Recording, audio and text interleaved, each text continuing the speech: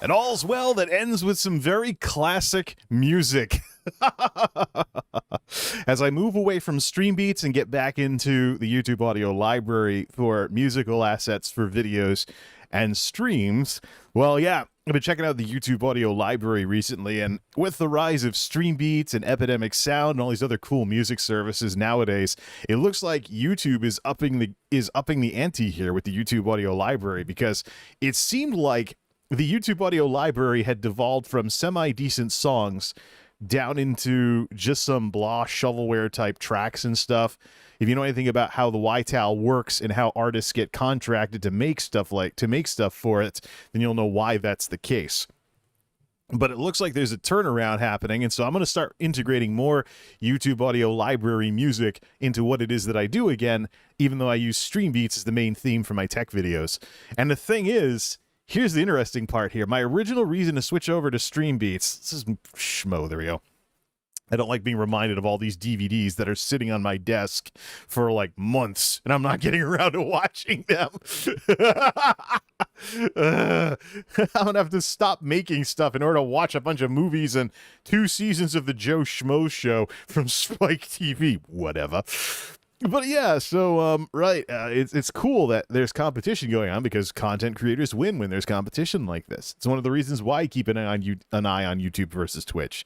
Besides being a big multimedia nerd that I am, and stuff along those lines. But what the heck here? I can't be a stranger. We can also push this over to the side. This router, by the way, is something I've been meaning to reflash with some new DDWRT, and I just haven't gotten around to that either. What can I say? I'm a guy. I have an endless to-do list that never actually gets to done. Whatever.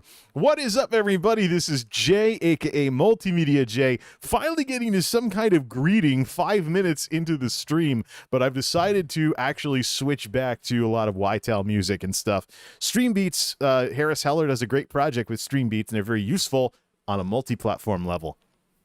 But if I'm not going to be looking at situations where I send uploads over to Twitch just to see if anybody ever watches videos on Twitch, what's the point?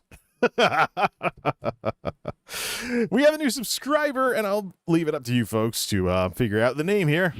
Thank you for the YouTube sub.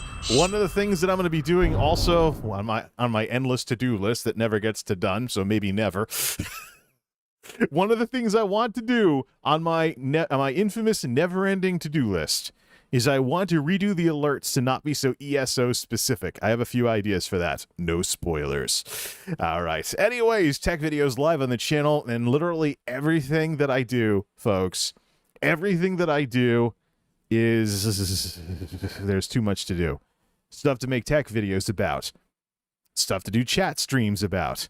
Stuff to do gaming streams about in Elder Scrolls Online. Stuff to do gaming streams about outside of Elder Scrolls Online. And number 5 on my big list of the stack on my desk that's way too high, not counting the DVDs. Those are more fun. I found a possible successor to Patreon. So I'm looking at possibly deprecating my involvement in Patreon so that Patreon is there if people really like Patreon and want to support what I do through Patreon. But I've actually found a site that I think I've actually found a platform. It's newer, so I hope it lasts. Sometimes newer platforms go belly up in the world of online media and social media and stuff like that. However, if it does, it's a very, very useful successor to Patreon that is going to solve one of my longest running problems as a multimedia nerd making stuff for the content creation world. So, but we'll leave that under wraps for now. I still got to see if it's even going to work. Don't want to hype people up too much and then have it be some kind of disappointment if I find out there's some catch. But stay tuned. Tonight, on the chat stream side of things, Devin Nash, if you're unfamiliar with Devin Nash, he's a guy that runs a talent agency, very, very heavily involved in streaming and esports. He's one of the multimedia meta commentators that I keep an eye on, who's always talking about things like content creation, YouTube versus Twitch, videos versus streaming, da-da-da. He very much is what you would call a Twitch tuber. So he has this thing for looking at YouTube through the lens of Twitch, which is something I'm not a fan of. So, but there's some very, very, very big differences between myself and Mr. Nash. One of them is that technology. He tends to focus more on the interpersonal side of things. Not surprising. He's got a big marketing background. And the problem, of course, with that is sometimes you blame people for problems with technology. That diamond of technology that I got to give its own scene in here once again, now that I'm rebuilding everything after the big system redo, I got to bring that back.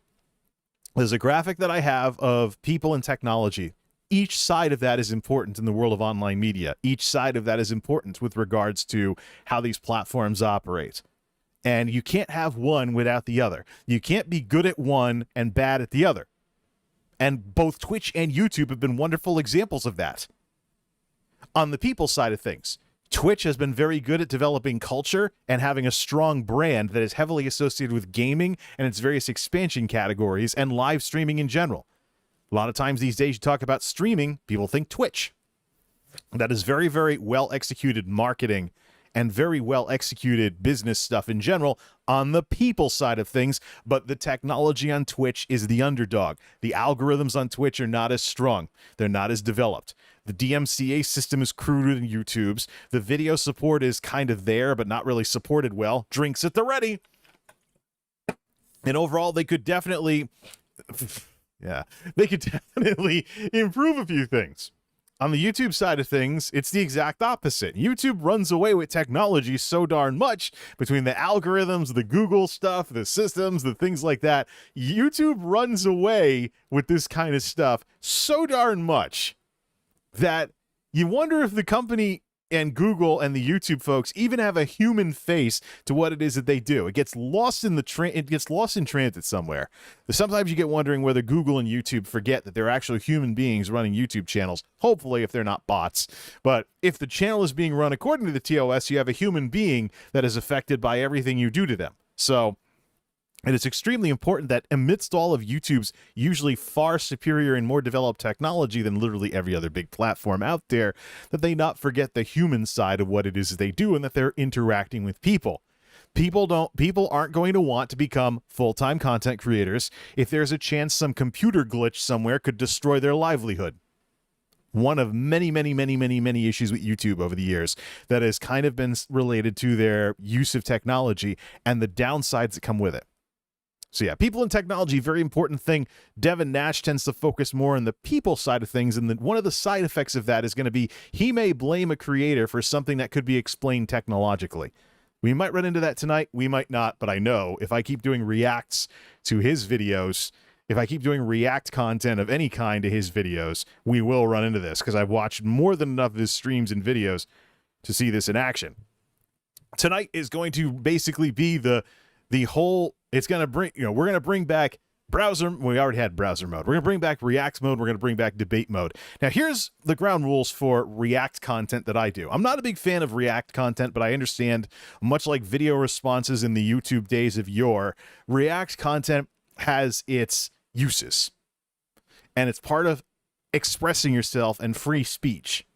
So, for React content on my, but however, there's the very real problem of traffic is being diverted from the original material. So here's what I'm going to do. Devin starts out full screen, and that's what we're going to use React mode for. But here's what his videos usually look like. He uses his streaming gear to make YouTube videos these days. We are going to do this. In order to preserve the value of watching his original video, when he goes to the corner like this, we're going to go into debate mode. Debate mode is back. That's right. So it's going to look like a Zoom call or a political debate on TV or something along those lines. If you want to see his graphics, what he's showing on his screen, or his lovely use of Notepad that he uses like I use PowerPoint in his videos and streams, be sure to check out his YouTube channel at youtube.com/Devin Nash. For the after the fact crowd, there will be a link to this exact video. Gotta get used to doing that.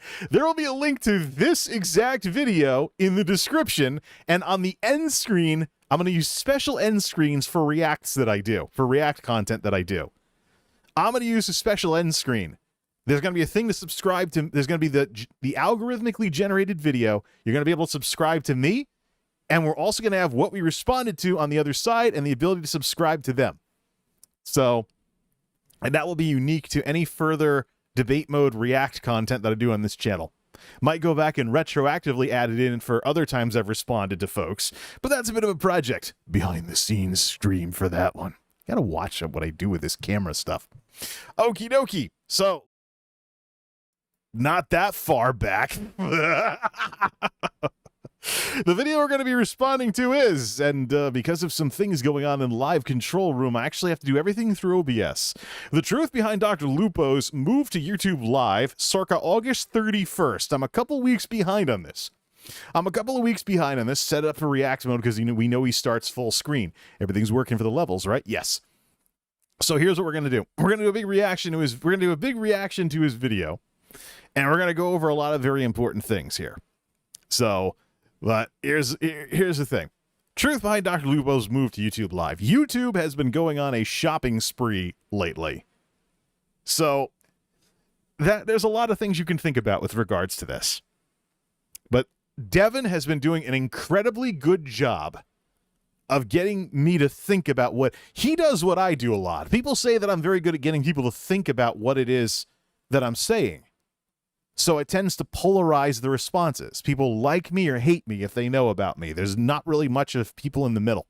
Once you know me, you're very quickly going to have some kind of opinion of me. Devin's very good at that too. And so a lot of what he's been doing lately has been basically to, it's gotten the gears turning. I want to do some React content to it. Congratulations, Mr. Nash. Not very many people do that. Not many people are able to succeed at that, but we shall do that now. Let's set this up and let's cue this. And we will also be playing his mid-roll ads, by the way. So we will be supporting the creator we're responding to by giving ad impressions. If you know anything about behind the scenes numbers on YouTube, creators get more money from ad impressions than they do from YouTube Premium. So pardon the interruptions, but mid-rolls are something I nerd out with here on YouTube. Let's rewind all the way back to the beginning. Okay, let's go with his traditional little background here, and let's try not to freeze frame the guy too much. Okay, hello. Dr. Lupo has announced that he will be signing exclusively with YouTube and that he is leaving Twitch. There are a bunch of implications and cool stuff to talk about this. This surprised even me. YouTube has not done a paid gaming deal in a long time, so there's a bunch of things to talk about here. Yes, I understand exactly. He hasn't gone to the corner yet, so we're going to keep it in... Freeze frame, the king of freeze frame. First off, hello, Mr. Nash. Second, yeah, this was a surprise for me too, because YouTube doesn't tend to go on shopping sprees, and there were a lot of people, I think Devin might have mentioned some of it too. There were a lot of people chiming in on this whole situation that thought, wait a minute, the shopping spree days of Twitch, Mixer, etc., that's all over. But we continue. Just before we get into it, if you like this channel, we cover a ton of different stuff around markets, business, content creation, marketing, live streaming, everything. Toss the subscription or go to our discord.gg/Devin. Discord.gg/Devin is a place where we have fantastic discussion about this kind of stuff 24/7. If you're going from this discussion, tell him Jay sent you. I'm not involved in Devin's Discord for one major reason. He threatens to insta-kick anybody, whoever does an @Devin, because he doesn't want to see any of that stuff. Problem is, literally every other content creator who has a Discord that I'm involved with is not that angry about people using the @character. So if he ever lightens up, I would love to join his Discord. We have some pretty sharp disagreements when we talk about meta type stuff. But it's good to always keep an eye on some folks you disagree with, because that's what gets you thinking. Keeps your thoughts from becoming an echo chamber and whatnot. Anyways, yeah, discord.gg/Devin. Be sure to sub to Devin's channel as well and ring the bell. Oh, my prediction before we unfreeze frame the guy from looking like, my prediction is that Devin eventually becomes a YouTube streamer. Save that for later. And it's been a great place. I've actually loved the conversations that's been going on there and been participating in it all the time. So please go check that out. All right. So Dr. Lupo. Yeah, let's get right into it. I don't watch Dr. Lupo, by the way. I know the name because he was a big Twitch streamer. But Dr. Lupo is one of the big streamers. That's about it. I've seen some of his game streams. Don't get too involved with the game streams very much. I mean, even the folks I used to watch a lot, like S-Fan, I don't really watch much anymore because my time is consumed by stuff that I'm working on most of the time, and the IRLs and the nature streams like the duck pond and stuff that I found on Twitch, thanks to XQC donoing to it. A lot of that really is stuff that I'll watch, but I've got so much going on in ESO, and especially on YouTube. When you're talking with YouTube and streaming, you're getting the mainstream media involved as streamers to watch. So when I'm catching up on ABC News or MSNBC or CNN or something like that, that gobbles up time as well. But Devin gets into this, the whole problem with streaming and the limitations it has versus video a bit later on. But let's continue here instead of freeze framing the poor guy. Making the move to YouTube. YouTube is very particular in the people that they acquire. The last one they did, I believe, was almost a year ago or over a year ago, and that was with Courage JD and Valkyrie. So there hasn't really been a significant move. And if you look at why that is, YouTube gaming is run by a dude named Ryan Watt. Yeah, Ryan, he's awesome. This guy is more of a public figure for YouTube gaming than I've ever seen the CEO of Twitch doing. And this is one of the cool things too. Have you ever seen at FWIZ or Z if you're from America like I am? How's that for throwing the Commonwealth folks for a loop? But at Fwiz on Twitter, Ryan Wyatt, he does some really good stuff in terms of being a public face of the gaming division of YouTube, and technically part of the streaming division of YouTube as well. I think he does way better as an executive running YouTube gaming than a lot of the executives I see running platforms elsewhere, because he keeps kind of a human face on things and actually talks about stuff besides corporate mumbo jumbo. This guy, I think, really has his head on his shoulders, and I love him because he posts a ton of stats about YouTube Live and YouTube gaming that you normally can't get anywhere else on his Twitter. Yeah. Did I mention Devin's a numbers nerd just like I am and goes over numbers a lot? We come to different conclusions because of our different backgrounds, but yeah, numbers are amazing. Sorry, all you people that couldn't stand your math class. You just had bad teachers that couldn't get you to like the stuff. So did I. I took a statistics class in college, couldn't really figure out what the heck I was going to do with it. Now, statistical significance is a big thing for me when I'm looking at things like trends on YouTube versus Twitch versus Facebook. So it's a great insight into like what YouTube is doing and the way he thinks about things. And he has said quite a few times on this Twitter that they don't really feel the need to partner people unless they have a particular reason to do so. And he in an email to GameBeat, he said, we're working with a small subset of creators that illustrate the unique offering that YouTube Gaming has as the only gaming platform to offer comprehensive VOD, live, and short-form video product offerings. That bothers me. And you folks should know why that would bother me. This is YouTube. YouTube has been around since 2005. YouTube is older than Twitch. YouTube is older than Justin TV. YouTube is older than the live streaming meta that we've come to know these days over there in Purple Land. YouTube doesn't need Twitch. YouTube can exist just fine without Twitch. And so, to take Twitch vocabulary like VODs and bring it over to YouTube is disrespectful of YouTube's history. Videos have been called videos on YouTube for years, decades even. There's no need to redefine what YouTube videos are. VOD stands for video on demand. It's a descriptor. It means you're watching video on demand. And you'll even hear Ryan say VOD without the S on the end. VODs, plural, was something you see in Twitch land. And a culture that relegates after-the-fact video to second-class status. That is a culture that causes problems for not only Twitch, but live streaming in general, based on what people think of live streaming because of Twitch. While Facebook and YouTube go in different directions and embrace all forms of online media. Just this past week, YouTube has expanded the community tabs to now the threshold for a community tab is 500 subscribers, not 1,000 subscribers. So lots of cool rollouts, but even YouTube lets you do things like post a picture every so often or do text blogging or something. They're not the next Facebook, but I think it's a nod to Facebook, considering how if Facebook ever got their stuff together, they'd be an omni-channel giant in online media. It's only a couple of systemic things within Facebook that really holds it back from being much, much, much more of a threat to YouTube and Twitch than they currently are. We'll keep things in debate mode. Now that he's down in the corner of the screen, we continue. Watching picture-in-picture. I should just hit this space bar. We only have a handful of exclusive and dedicated streamers to the platform, which is consistent and in line with how other live streaming platforms work. Well, here's the thing. There's a very important thing going on with YouTube that YouTube needs to be very concerned about as they try to be taken more seriously as a streaming platform. And that is to not be another Mixer. We've looked at the numbers. So has Devin, by the way. I don't know if he has the same colorful charts that I do. But from the data sets that I look at, YouTube, Mixer, the big problem with Mixer was they were able to get streamers. They weren't able to get talent.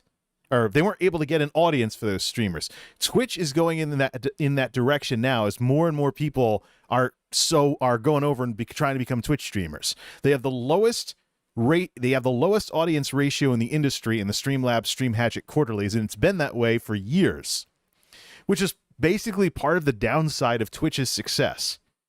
But a big issue you got to remember with YouTube is that YouTube would not want to have their streaming component be an environment where a bunch of big streamers can come over and get an audience, but you can't actually develop as a streamer on YouTube, which is part of the problem that they have right now, is that how the heck... I mean, YouTube's a great place to practice streaming because there's no emphasis on concurrence. When you can barely even stream in the first place, YouTube's great for getting used to being live. It's, you know, as opposed to on Twitch, where as you work to become a Twitch affiliate, the time you spend streaming to less than 3 concurrents is a real-time 30-day soft ban from getting monetized.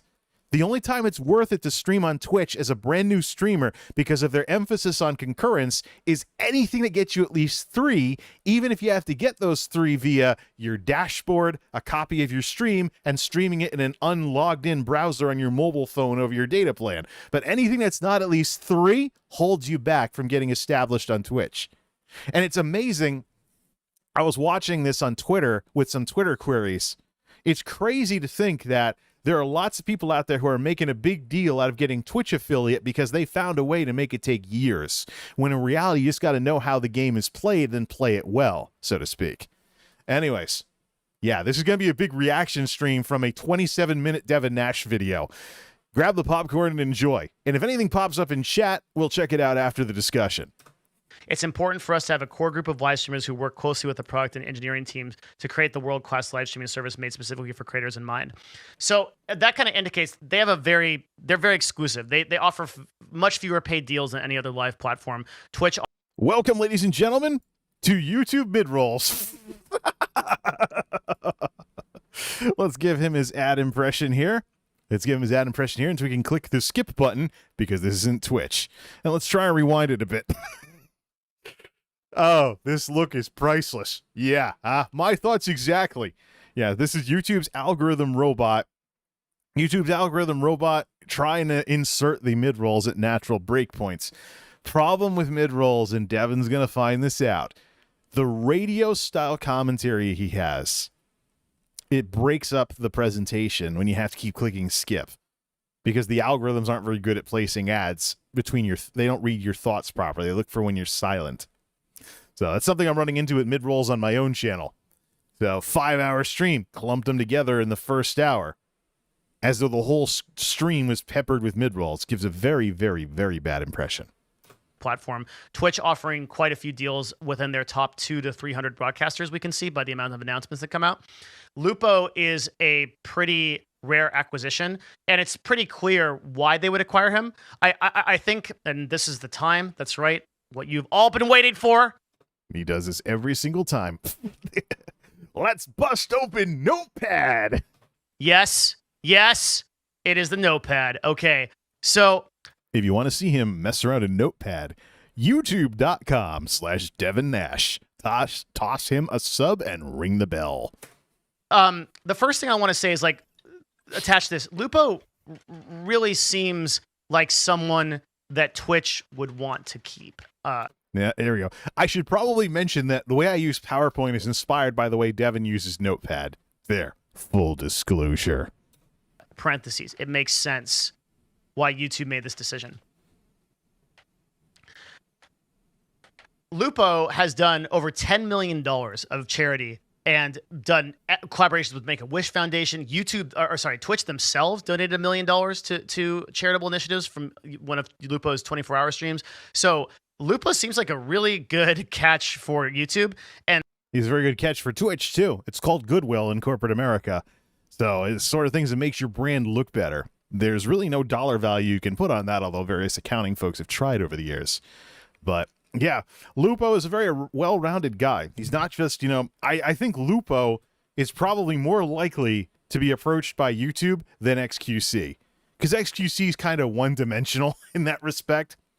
XQC is a former professional Overwatch player. He can get pretty random, but he's basically never-ending playing video games in his room. That's kind of what he does, to the tune of 5-digit concurrence. Lupo seems to be a bit more well-rounded. Tim the Tatman does some of that stuff too, but I can very easily see YouTube going after trying to get Lupo and XQC and, as we're going to hear, Summit and Lyric to switch. I can imagine YouTube doing that a lot easier than I can imagine them going after someone like XQC or In Play on the Spanish side of things.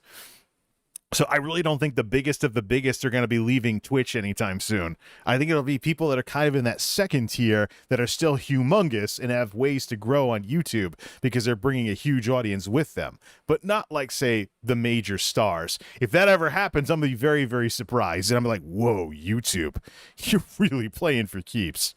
That tells me that, and this is just a total guess, I don't have any insight into this, but that probably the Twitch contract was underwhelming. And I'm not surprised that Twitch would have an underwhelming contract, because look at the size of the differences in the size of the businesses here. You have a subsidiary of Amazon, and as Devin himself mentioned, Amazon basically is selling the underlying technology of Twitch so that people can have their own custom live streaming platform running on Amazon Web Services' own servers. So versus YouTube basically being the video arm of Google nowadays, and Google actually shut down their attempt at a YouTube competitor, Google Video, after the YouTube acquisition.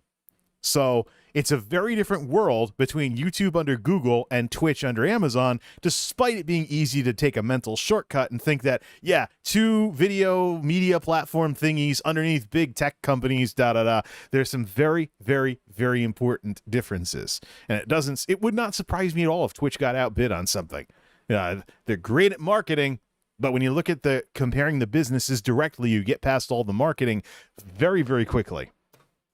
And if we look at the first reason why Lupo did this, right? Number one, it's money. I'm just going to get that out of the way.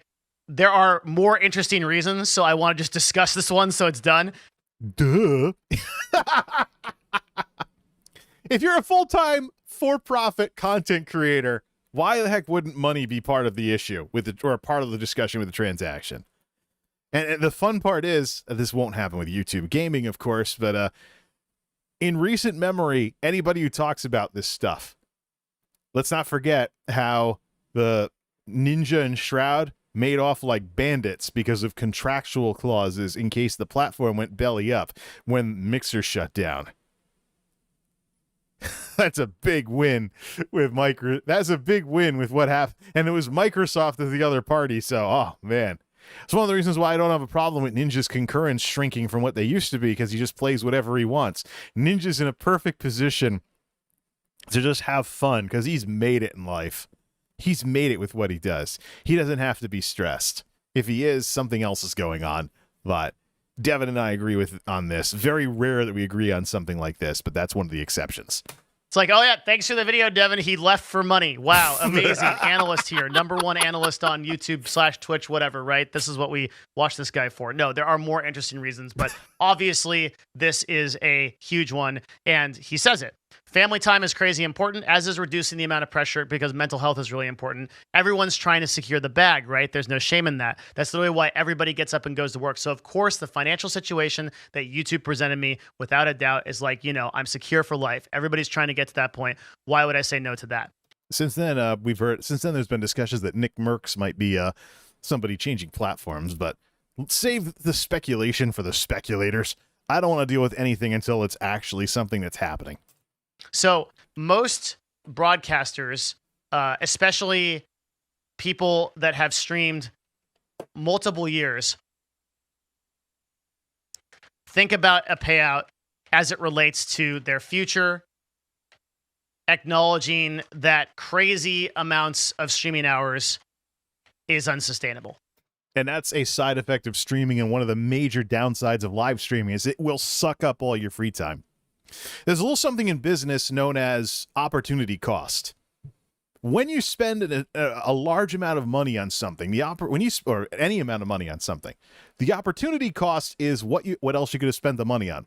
If I have $3 in my pocket and I can buy either a hamburger or a hot dog for $3, I buy the hamburger. The opportunity cost is the hot dog.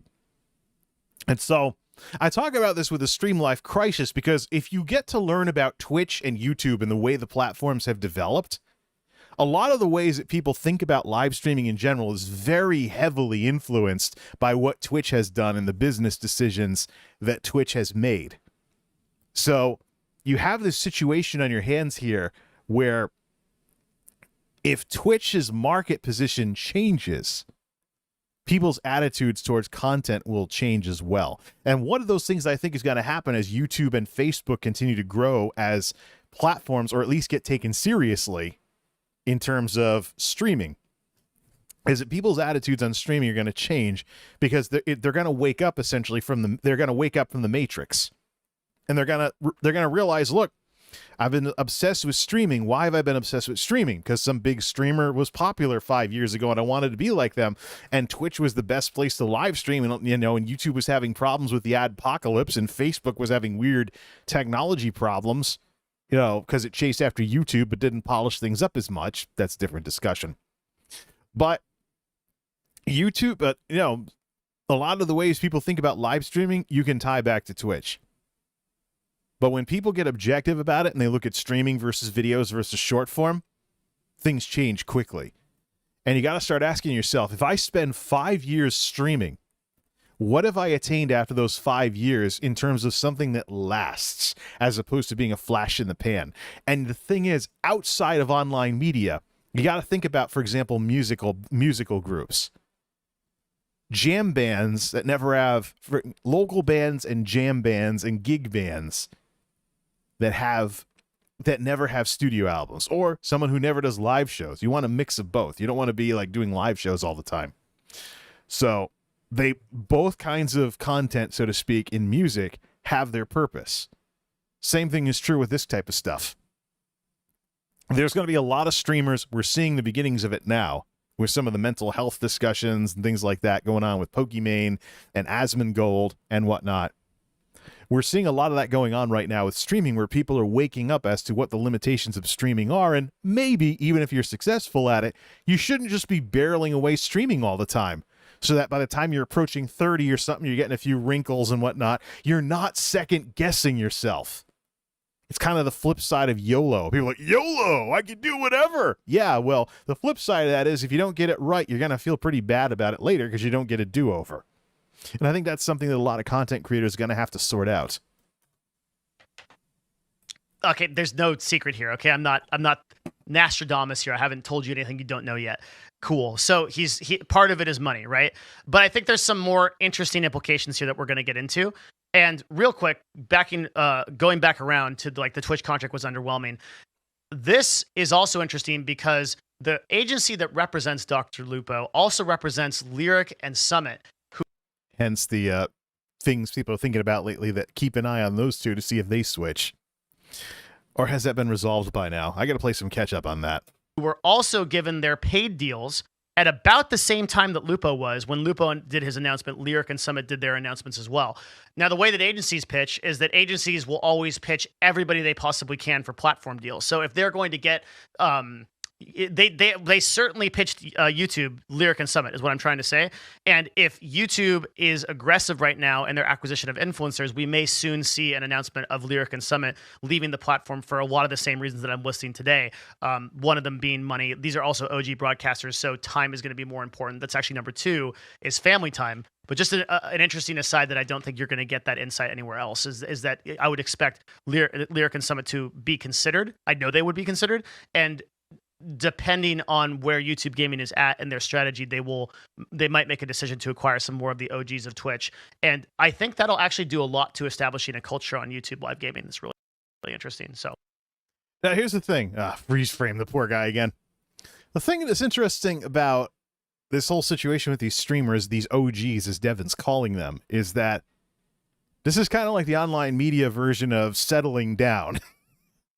You know, you're young and wild, and then later in life you settle down. I mean, you're talking about maybe you're an esports person, or you're a professional Overwatch player like XQC was, or something like that, and maybe you don't want to try and be, an overgrown child on stream for as long as you can get away with it. And it's not just a streamer thing either. I know some YouTubers who played up the immature juvenile humor well into their 30s, approaching 40. I mean, if you're going bald and you're still acting like you're a 14-year-old kid, give me a break. So it's it gets tacky long before it gets, it's like dank memes basically, but it's way overdone, long past their prime memes and stuff like that. I mean, you got to be a person at some point. You can't just shock people forever unless you're Howard Stern. But at some point, yeah, you barrel away, and eventually you start asking yourself, well, what if you get old enough to have a family, have kids, da-da-da-da-da. And streaming, by the way, something that Devin didn't mention here, streaming's live nature makes it a lot harder to do if you have other things like distractions or things that can cut into your time.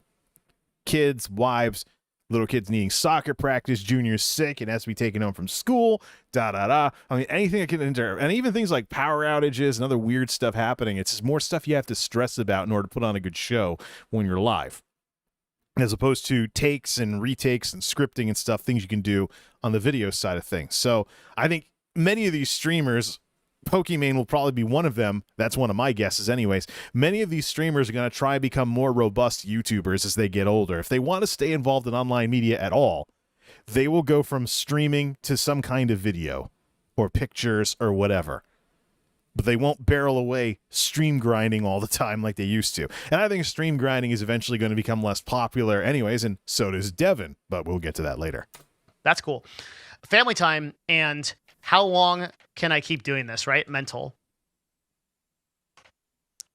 Well, family is extremely important because, again, the flip side of YOLO, you don't get a do-over if you screw it up.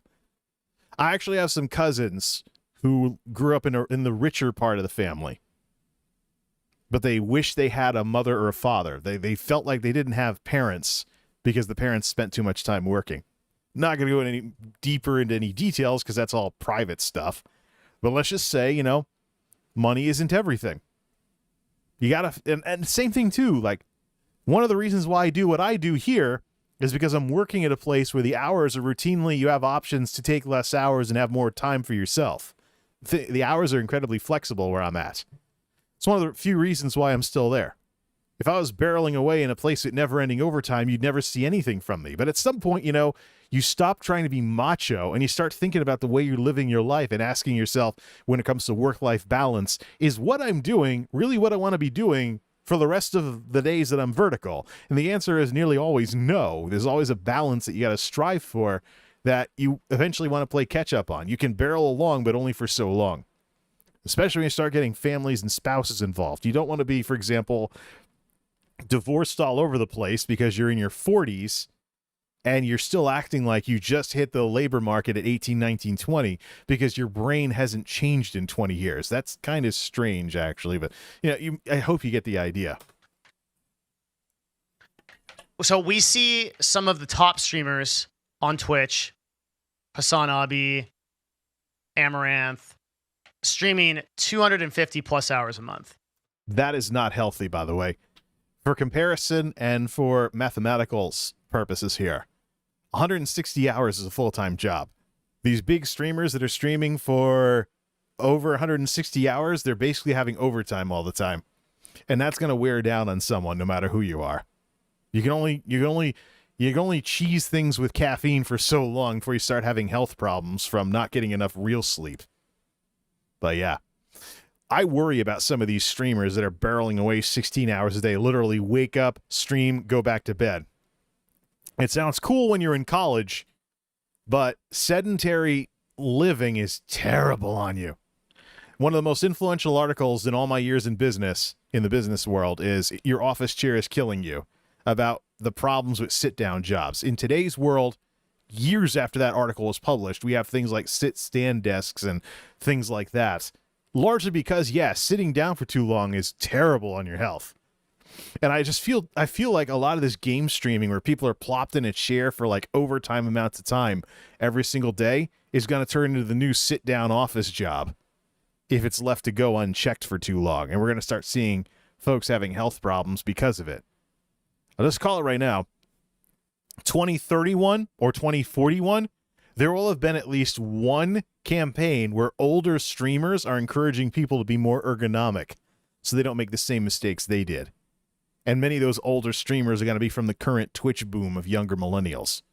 Save that for a decade or two from now. And at some point when you're 4 or 5 years into this, you're just like, how do I keep doing this, right? Or you ask yourself, past tense, what have I been doing with my life? Have I really been doing this for 5 years? Don't I want to try something else? The stream life crisis, ladies and gentlemen. Like, is this realistic? And you can see that a lot of the things that Lupo talked about, he said, were related to just getting more time with his family. And this is another one of those kind of obvious reasons why he might make that transition. And just kind of getting the obvious reasons out of the way: more time with family, more money. These are reasons that we see every broadcaster move platforms, right? There's nothing surprising yet. And when you consider the barriers to entry as well as the ceiling in YouTube, Facebook, and Twitch, the current setup right now, and this is subject to change, is such that if you want to get into streaming, the odds are your progression eventually is going to turn into Facebook to Twitch to YouTube, based on when you hit the ceiling on all three of the platforms and the size of the audience you can bring over. Something like YouTube, you want to have a big audience you're bringing over with you in order to have the momentum right out of the gate and not have to start from scratch in the biggest platform out there for this kind of stuff with the biggest potential audience. Otherwise, you end up as the drop in the ocean that Devin alludes to, but doesn't really say that exact phrase. Number 3 and number 4, where I think we start to get interesting. So one of the things that Lupo said that I think that a lot of people might kind of gloss over is this idea of a saturation point. So we just called that a ceiling. Lupo is quoted here, and I'm just going to post this real quick for everybody to see. On Twitch, I'm a pretty big fish in the lake. When I moved to YouTube, I'm a little fish in an ocean. There's so much room to grow, and there's many opportunities to do incredible things with all sort of content creators on YouTube. I think if this were any other platform, I might be concerned, but YouTube is like it. I think people underestimate the size of this platform and how much you can do with it. They do. And this goes back to a lot of the marketing that Twitch is very good at. Twitch is very good at making itself look bigger than it actually is. YouTube is a general purpose platform. Its background is not niche or anything. If it's video, it's YouTube. It's just that the technology has advanced to the point where YouTube can now start having live stream and short form and kind of integrate everything all together. But what Lupo was talking about with the big fish in a lake versus little fish in the ocean is something you'll run into with jobs and careers and other stuff too. There is such thing as being a big fish in a small pond. And if you end up in that situation where you're highly valued in a small market or a small company or a small business, you got to ask yourself career-wise if that's really what you want to be doing, if you're happy with that. And if you're not, look for new opportunities, even if you're very good at what you are right now and you're very highly respected, because there's always a way to move from the minor leagues to the major leagues if you can find it. You know what, Ben? I agree with you. I think people do underestimate the size of this platform. YouTube has 2 billion users, right? And why should any of them watch you? If nobody watches you, it doesn't matter how big the platform is. If you have no way of getting discovered, well, then it doesn't matter how big the platform is. Twitch is the winner when it comes to hours streamed in the streaming world right now for game streaming. But when, as Devin himself points out, literally any game category you choose will put you layers and layers and layers down in the directory, and the algorithms on Twitch are weak. Just because you're involved in a big platform doesn't mean you're automatically going to be successful. This is something he should know from Twitch, and I'm kind of surprised he keeps saying this about YouTube. YouTube has this problem, but bigger. For someone, maybe not so much when you're making videos, but when you're streaming, People have to decide they don't want to watch Valkyrie. They don't want to watch now Dr. Lupo, Tim the Tatman. They don't want to watch PewDiePie. They don't want to watch Markiplier. They don't, and don't forget mainstream media. They don't want to watch ABC News. They don't want to watch NBC News. They don't want to watch CBS. They don't want to watch anybody who streamed. They don't want QVC even streams on YouTube. There's a lot more people that somebody has to decide they don't want to watch if they know someone else is streaming it. There's something else or some organization else, is streaming at the same time as you in order to watch your stream. Whereas on Twitch, I think if you're on Twitch, you're basically looking for a personality of some sort to watch. There's probably a template you have in mind for personality streaming. You want to see somebody maybe with weird looking lights playing a first person shooter or playing Fortnite or something with purple hair or whatever. That's kind of a thing to Twitch's personality streams. But on YouTube, it's general purpose.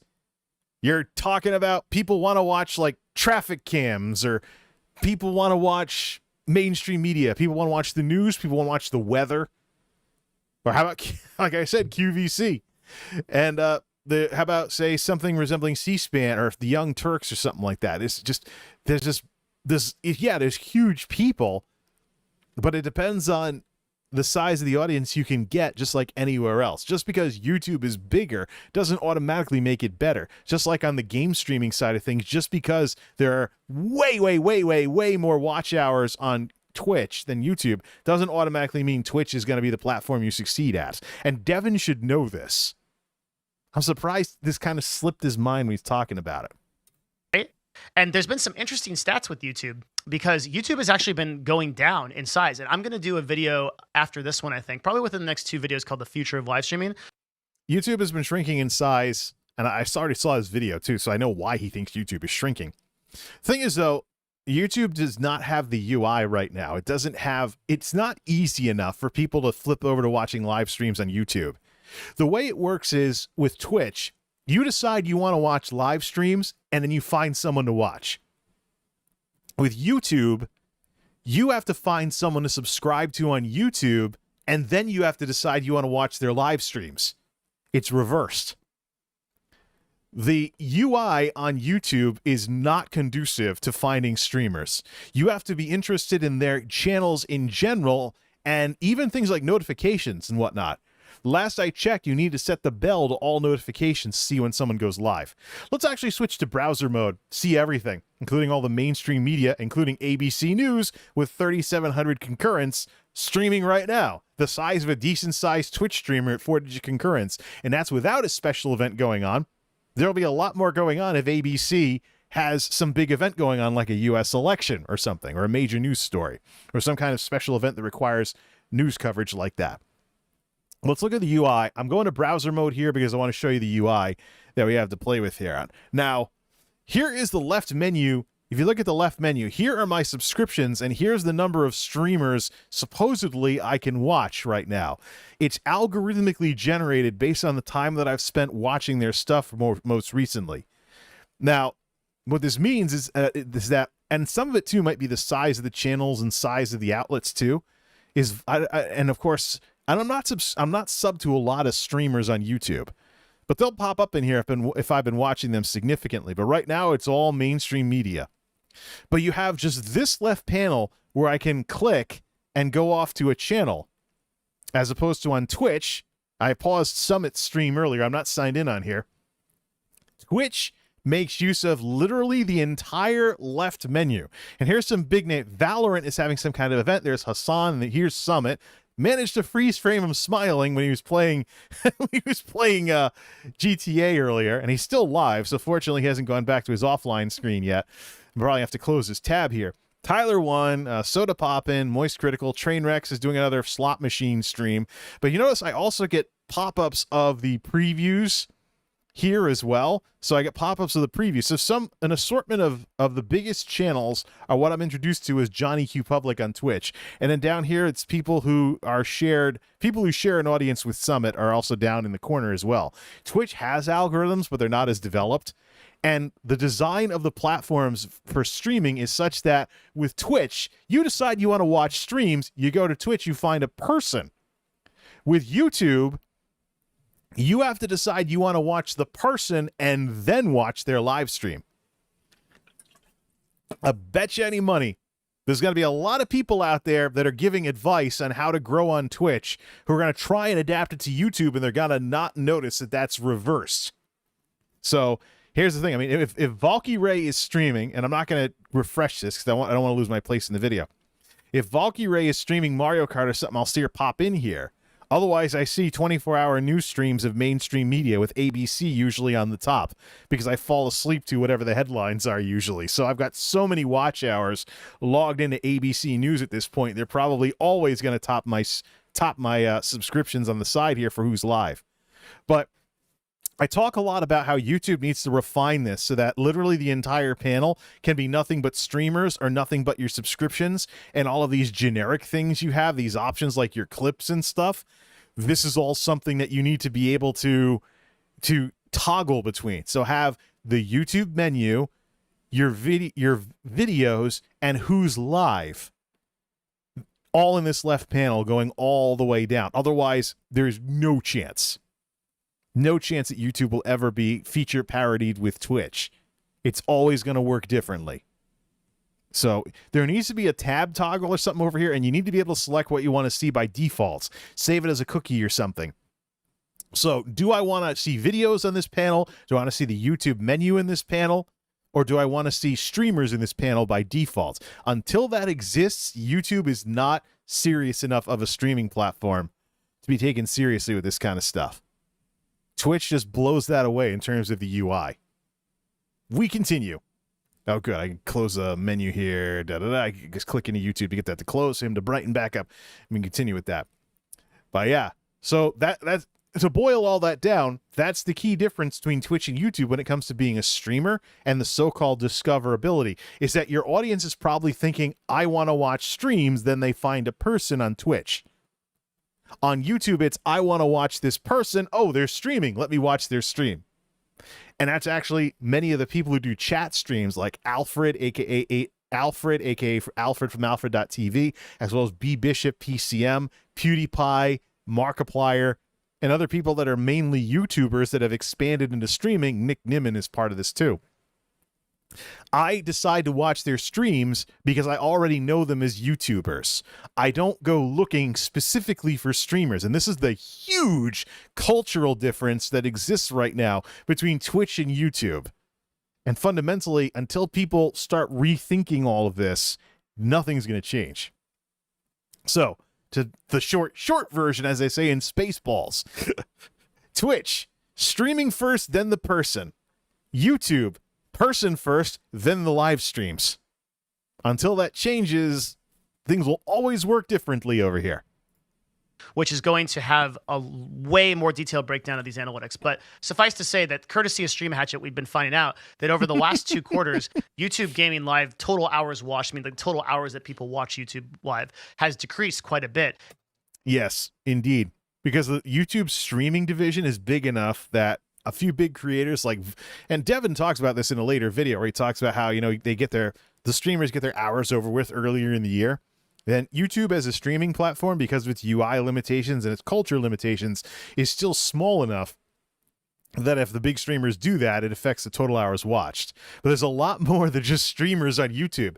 The big issue here is the UI and how people think about stuff and how that all works.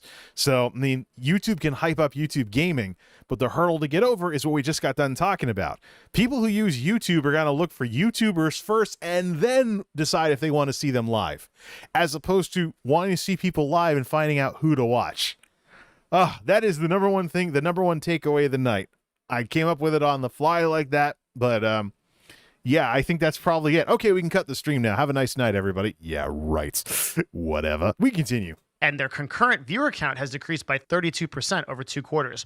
Despite this, Twitch has been actually increasing in their viewership over the period of over quarter 1 of COVID. Marketing, culture, being able to, you know, almost master brand status. A huge rock solid connection between Twitch and live streaming and live entertainment, what we just got done talking about. Now mix that up with the pandemic and the lockdowns, and it's very easy to see why Twitch is in the position they're in. Like I've said time and again on these discussions, Twitch is the blockbuster video of online media. They have that one thing that works. They're very good at it, and they're just going to double down on that even as the industry changes around them.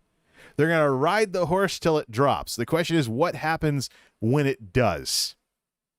So Twitch has been maintaining and doing pretty well, and they had a phenomenal year in 2020, increasing their viewership by almost 9. Great point, Dan, by the way. But YouTube also has an emphasis on mobile with regards to, I watch the news for the weather, I can look that up on my phone. Yeah. Well, YouTube also caters to multiple screen sizes too these days. So there's a huge amount of people watching YouTube through mobile devices. So you have to keep mobile in mind when you're making videos these days. It's not a computer thing anymore when it comes to desktops and laptops. That's for sure. YouTube is far from its website roots.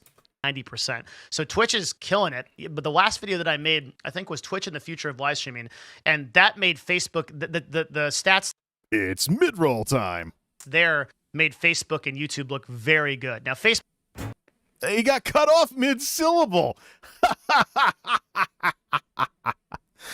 Yeah. Pause and just back it up a notch. So, YouTube, you got to do something about this mid-rolls thing. You really do.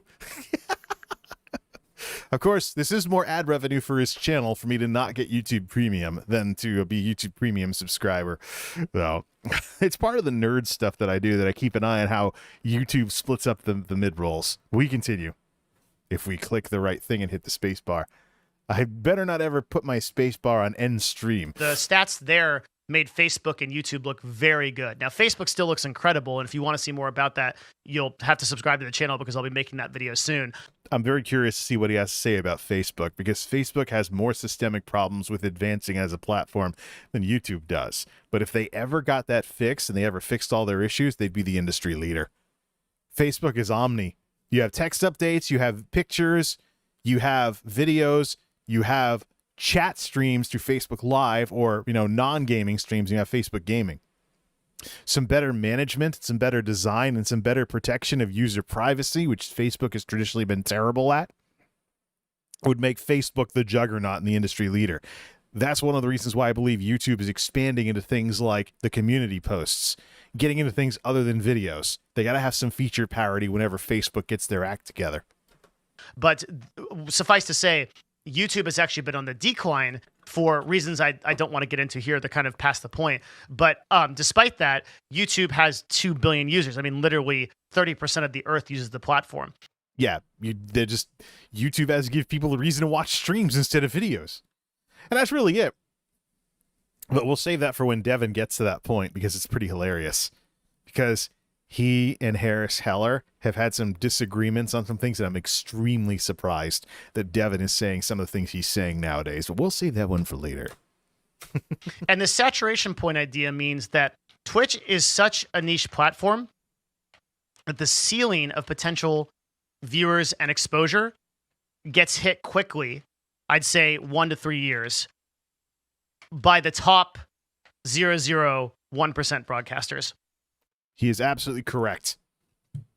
That's one of the things I've observed with Twitch, is that the people that are around 5,000 concurrents like a year or two ago are still around 5,000 concurrents. The people that are around like 10,000 are still 10,000. And this is why you have the whole Andy thing over on Twitch. 5 viewer Andy, 0 viewer Andy, 20 viewer Andy, 500 viewer Andy, 1,000 viewer Andy, 10,000 viewer Andy, because it really is. I mean, your audience is what it is over on Twitch. They have a lot of problems with, number one, the mechanics of live streaming interfere with everything. Number two, Twitch is lax on algorithm technology to try and show people more similar content creators versus YouTube. They're working on that, though. I give them a lot of credit for that. And actually, some of Twitch's algorithms have introduced me to some new streamers that are similar to the ones I already watch. But an important note about the saturation point that he's talking about, Facebook's is way, way lower than Twitch. Facebook is the dwarf of the streaming platforms. We're talking like Dungeons and Dragons characters. So, whereas Twitch is up around like the half orc or something. Huge. And YouTube's kind of in the middle. Very smart broadcasters understand this, and that's why you see a lot of the top broadcasters diversifying super hard into Instagram, into TikTok, into YouTube, sometimes multiple channels. Aforementioned Amaranth, right, having 3 channels on YouTube.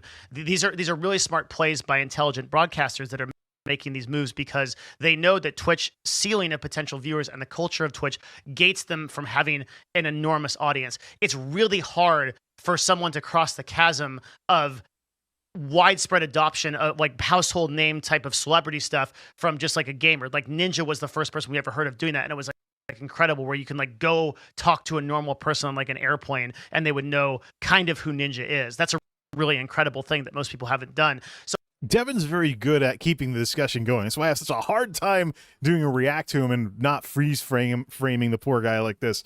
But a couple of things with that. Number one, Ninja.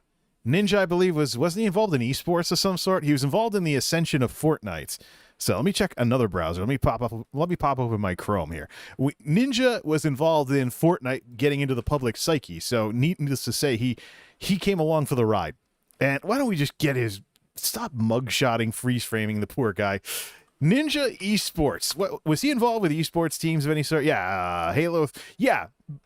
Ninja was playing Halo 3 professionally in 2009. And he has played for various organizations. So he has a background as a professional gamer. One of the things you got to remember with regards to any Twitch streamer with a professional gamer background is just like in sports, the organization puts you on the map. You don't do it yourself. Not to echo that old thing that President Obama once said, but you didn't build that. I mean, you do have the talent. You got noticed and signed, and you ascended through the ranks. That part is something you can brag about. But fundamentally, when it comes to exposure, it's your org that eventually puts you on the map. XQC, professional Overwatch player. Ninja, professional multiple game player. So, and let's talk about the NFL. It is football season here in America. Tom Brady recently went from the Patriots down to the Tampa Bay Buccaneers. Who would even know who Tom Brady is if it wasn't for the Patriots and the NFL and the exposure he got from being a professional football player? A good one. So, he has his contribution to the success as well. But fundamentally, there's always a contribution to these big people's success via the organizations they join and what kind of exposure they can get. When you hit the big leagues, you hit the big leagues. You play well and you get rewarded, but also the big leagues themselves are one of the reasons why you're known out there. And so it's very interesting, especially if you want to be a streamer, not to get discouraged when you don't get any growth because you don't have this kind of backstory that many of these big streamers have. In the case of XQC, for example, around the time he was winding down his involvement in professional esports, his stream was attaining critical mass. So it was a nice smooth transition numbers-wise. You can tell when his esports career was winding down because that's when he started getting concurrence. There was a wonderful overlap between the exposure he was getting playing Overwatch professionally and how that translated into a stream audience later on. The numbers show that. All right, let's see. Let's just get him out of this. Let's stop. All right, let's get back to the discussion here. But yeah, so that's really the thing. The ceiling of potential viewers and exposure gets hit quickly with Twitch if you have momentum and stuff like that. But let's also not forget Twitch's exclusivity. This is one of the big reasons why Twitch will die on that mountain, where Twitch is going to die on that mountain, so to speak, with exclusivity. Because if it wasn't for their exclusivity, they would have loads of multi-streamers. Multi-streaming on Twitch and YouTube when they got big enough, and they'd grow a YouTube audience and eventually make the transition if they wanted to logistically. So it's like if you stop freeze framing the poor guy. It's like if you're involved in, say, radio. You start out on a local station, you move up to a national station, then eventually if your show is popular enough, you start getting syndicated. So the progression is always to more and more places for people to find and listen to your stuff. That is stunted by Twitch at the high end with their exclusivity contracts. And so that's one of the reasons why I'm cheering on YouTube and Facebook to grow as platforms, because eventually Twitch gets to the point where they have to cave on that exclusivity, or Amazon makes them cave. And then you're not going to see people being high-end Twitch streamers held back by this saturation point, as Devin calls it, because you're not going to be stuck on the platform that can only get you 6,000 concurrents, when coming into YouTube with that audience can get you up to 60,000 concurrents when YouTube refines their UI a bit. We continue. I think Lupo is looking into the future there, and he has a quote about this that I put down where he said, well, I already said it, right? So he has the same problems as me, saying the same stuff over and over again. One of the weaknesses of streaming, especially if you have people coming and going who want to know what you're talking about, and they haven't yet figured out that YouTube streaming has DVR mode. Think that there's so many opportunities to do incredible things, and I also think that aligns with what YouTube's vision is that YouTube views live streaming as kind of a event-based thing. It's stronger as an event-based thing. If you see a lot of the acquisitions that YouTube has been doing, they're mostly esports and event focused, or they're focused on content creators who are doing a lot of events. And a lot of YouTube's most successful streams have been Fortnite events, like in the case of Laserbeam, particular instances where YouTube can use the existing massive user base they have to drive people to these events, and all of a sudden pull up sometimes 1 million viewers on a live stream, which is incredibly rare. Like Twitch has hit those numbers a few times.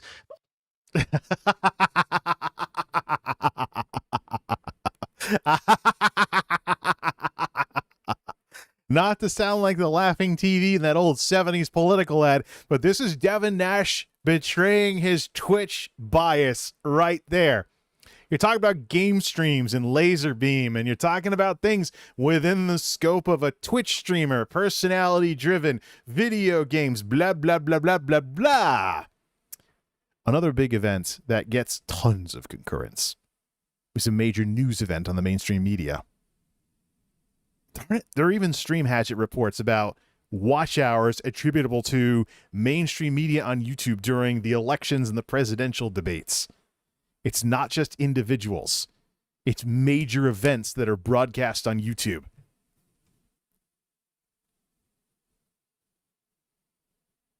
Welcome to YouTube, Mr. Nash.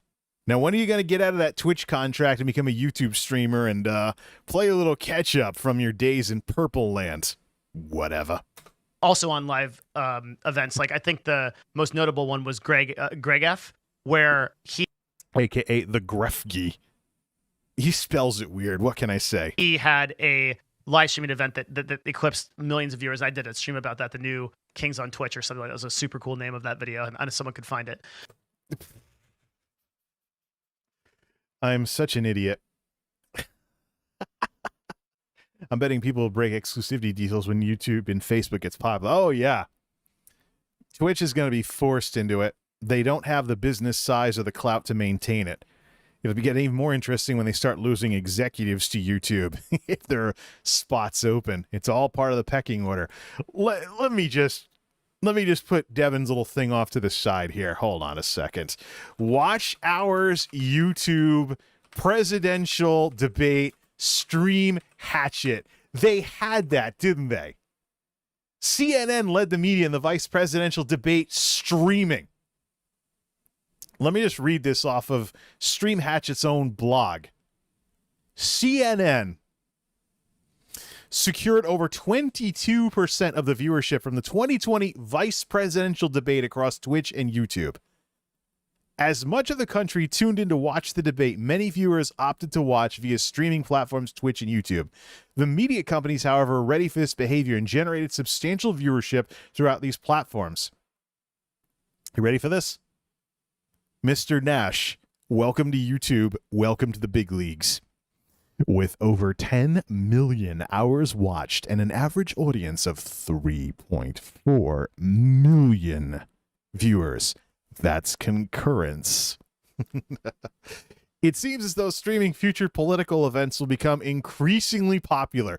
3.4 million concurrence for political debates on mainstream media on YouTube. The Pokemanes of the world are not going to touch that anytime soon. I'm sorry. Differences between the platforms. And what we see here is a wonderful, wonderful example of how Twitch affects how you think about streaming.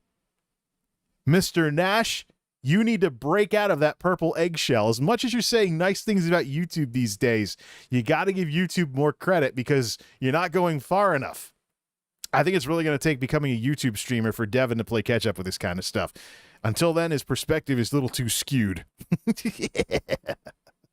Yeah.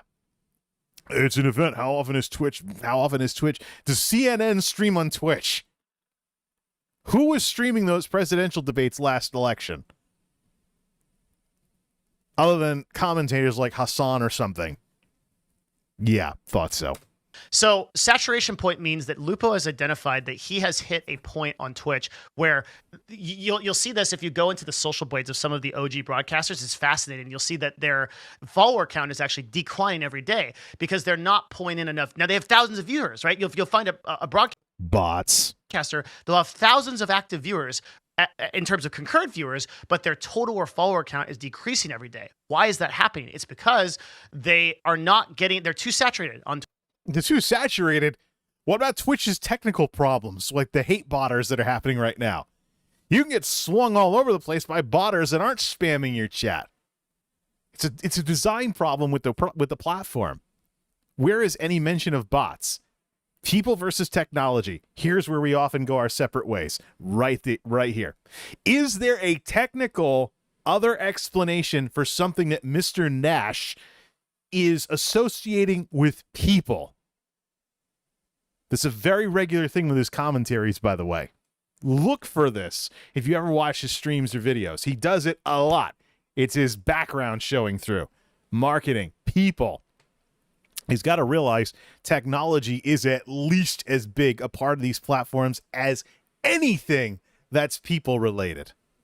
Twitch. They're not getting enough typically these broadcasters don't have corresponding other social media. They're not getting viewers from Instagram. They're not getting new viewers or intake from other funnels. I can see where he's coming from with this idea of attrition, where you get concurrence, but your follower count is dropping. But why would you have that, though, if you have the exposure? Why, other than the big difference between concurrence and viewers. So if people are like, I'm bored with this guy, I'm unfollowing, that would explain it. But the thing that Devin missed here is the technology side of it. What if Twitch was cleaning up bots? You can look at Sully Gnome, see these big drops whenever the robots clean up all the bot accounts. It happens. And then things shoot up later when someone gets botted. There's Commander Root and other tools as well to try and clean up bots from your followers. We don't want any false positives with people who have decided to follow you only to find themselves unfollowed because you ran a script to clean up your bots. You're better off just watching concurrence and, watch hours and stuff like that, as opposed to all the bots that just sit there and never watch you because they're not actually people. And you can look at them and you'll be like, oh man, these guys are losing followers, even though they have like 3,000, 4,000 concurrent viewers. Like this happens all the time with like OG broadcasters that are like 5 or 6 years old. Lupo sees that and wants to raise the ceiling on his growth. And for him, moving to YouTube in the long term is actually the best move for that. Why would YouTube be the solution to that, though? If YouTube has the same problem but bigger, people get bored with you and unsubscribe on YouTube. YouTube also cleans up inactive subscribers and bot accounts from time to time. A lot of times these people coming over from Twitch are talking from the Twitch tuber perspective. They talk like Twitch bad, YouTube good. Not always the case. Twitch has no discoverability, no algorithms. Not always the case. Twitch is working on their UI and their technology. They know where their deficiencies are, and they're working to correct them. At least some of them. Not the ones I'd like, but definitely. You can't just say it's not as black and white as so many people make it sound. Life is gray, Jack. Bonus points if anybody knows what movie that's from. I would say that this is probably a reason that eclipses even these other two. Money is obviously a really important thing, but if you're thinking about your brand and the long-term value that you provide. Hi, marketer. I don't use branding language. I know it's very serious in corporate America, but I don't want to turn people away and insult them away because they think I'm trying to be too corporate and I don't really give a darn. Yeah, there's a bit of a problem with that in online media these days. I'm growing my brand. No, you're growing your ego. Whatever. Next. Saturation points are really important to consider. So it's like being in a job and a career where, have you ever been in a job or career where like you identify that you just have nowhere to go? Big fish in a small pond. Like there's just no promotion opportunities. There's no way to become a team leader. And what do? You change jobs. And for a broadcaster, the equivalent of that is changing platforms. He's right on this. Now let's support him with some of his mid-rolls. Right? It's the exact same thing. You basically give up all of your equity. Zing! Another Samsung ad. Cool. I like Samsung. YouTube, your robots are working. Well, I can't really say anything about that. YouTube's robots have also been showing me bra commercials as well, so some things need to be worked on. Or do they? There's a whole discussion on Twitter about that. Twitter.com/MultimediaJay and do some digging. Well, at least it's not the washer and dryer ad I've seen 50 bazillion times by now. Back to the discussion and back it up 5 seconds. Thank goodness YouTube has shortcut keys for all this lovely stuff. Oh, stop freeze framing the poor guy. Right? It's the exact same thing. You basically give up all of your equity in an existing platform and you transfer it over to a place, but whoops. Guess I'm not the only one who accidentally oh boy. Sorry, headphone users. Hey, wait, that's me. Whatever. You start from zero again, but you increase your total ceiling to a much higher potential. All right, let me explain the Twitter thing for all the lazy people out there that might be watching this live and after the fact. So I'm getting bra commercials on YouTube. I'm a guy. But, you know, what's to say there isn't somebody at YouTube who's programming this stuff that's like, well, yeah, it's irrelevant because he's a guy, but you're putting a cute girl in lingerie in front of them. They won't click skip. It's one of those what ifs that I've been having over the last week. Sorry. Sometimes you got to think about these things. You know, YouTube, Google is in the business of ads, and YouTube has a bit of a problem with people clicking skip too quickly. What's one of the ways you fix that? Well, I'll leave that up to the imagination. We continue. Better run away from that before I need a bigger shovel. Whatever. So then by increasing that ceiling, you might have... Did I make him jump cut, or did I catch him right at a jump cut? Rewind. To a much higher potential. So then... Yep. And by increasing that ceiling, you might have previously been here on Twitch or something, and now you're like way up here now that you have this potential and your total brand can increase and you get many more opportunities. And YouTube and Facebook are really the two platforms that do that. I think it's safe to say, especially if you look at the way that like Courage or Valkyrie talk about YouTube. When I think we had a podcast with them a while back on the Scuff podcast, and both of them. Oh, he mentioned the Scuff podcast. It's one of the reasons why Devin's known, by the way. Yeah, so it's one of the ways Devin is known, by the way, is that he's a co-host on the Scuff podcast. He has regular exposure on Trainwrecks TV's podcast, which benefits from all the stuff like big streamers, collabs, the whole 9 yards. So when he talks about how, you know, it's forced culture and, you know, might makes right, and you got to force your way into being a big content creator, he has connections. He benefits from those connections. And there's plenty of video evidence out there to illustrate this. But might as well throw that in since he mentioned the Scuff podcast. We're so positive about YouTube because they said that, well, number one, I mean, their viewership has done very well. And hold on a second. When it comes to Valkyrie, and I say that because of the way she spells her name, I know the word Valkyrie that it's kind of related to, but I don't think she's totally, I mean, she goes by Ray, so I figured it was some kind of play on words or play on syllables in this case. But she is essentially a Pokimane-like figure. She was involved in offline TV, and her and Pokimane were pretty much roommates at one point. So, Valkyrie, Pokimane, even the names sound similar. Obviously a stylistic thing. I very much consider her to be a Pokimane pastiche for YouTube gaming. She's good at streaming. I like some of her Mario Kart streams and whatnot. And she routinely commands thousands of concurrents on YouTube, which is more than what she had on Twitch. So she has benefited from coming over to YouTube gaming. But I think it's the same thing that I was talking about earlier. People like her specifically, or they find out about her specifically, and Then they decide to watch their live streams. We'll be getting into this when Devin decides to wander into the territory of the directories that allegedly don't exist on YouTube. They do, and they're buried for a reason. And their streams have done very well. But two, you can look at Twitch and you can say, okay, Twitch right now in Q2 of 2021 offers a superior product. But features can be built, right? UI can be built. Everybody always complains about YouTube's UI. And it's like, you'll find comments in the comment section here on this video that'll be like, well, I like YouTube gaming. I would watch it, but the UI is kind of bad. It's like, okay, you can always fix UI issues. Like, that's a team of engineers cranking that out on what, 2 to 3 months? Better TTV is also working on integration with YouTube chat. So if you want the Pepe frogs and everything, you want the Pepe frogs and everything like that, it's going to be coming to Twitch or coming to YouTube streaming very, very, very shortly. An important thing that we need to talk about with Devin talking about our UI can be built, trying to mimic his little voice there. YouTube does build stuff. It takes a while though. Super thanks, for example, the YouTube applause button in closed beta for over a year. Only certain channels could get it. Now it's still technically considered in beta. So discussion, some features like live redirect and stuff that have rolled out in recent months were talked about many months prior. So YouTube does make stuff, but they can be pretty slow at it. But user acquisition, getting users onboarded to your platform and getting them familiar with your platform, man, that is tough. That is not a nut that I think that Twitch can easily crack.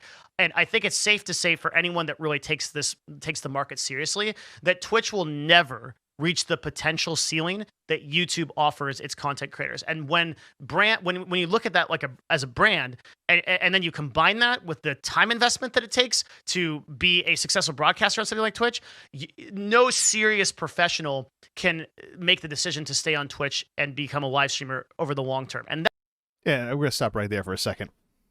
When it comes to live streaming and whatnot, don't forget also the limitations of live streaming are reinforced by Twitch's business decisions. Twitch has a business decision problem as well because of their emphasis on live streaming. So it's a bit of an issue here where Twitch has made the decisions they've made and they affect how people view live streaming. And because of that, that's a limitation of the platform. I don't think it's just about a saturation point of bringing in users. Twitch is so powerful with their brand that people associate Twitch very much with streaming nowadays. YouTube does not have that. YouTube is associated with videos. YouTube's trying to close the gap and stuff. That's the whole point of all of this aggressive expansion. But YouTube, well, they got some work to do. There's way more to this than just the technology. I can't believe that in a 27-minute Devin Nash video, we've been streaming for nearly an hour and a half. We're only halfway through the video. Let's all get up and stretch for a bit, refill the drinks, and come back for part 2, which will be cut from the replay, by the way. Stay tuned. We'll be right back. Let's play some of this new Whiteowl music I've been planning on playing for a while.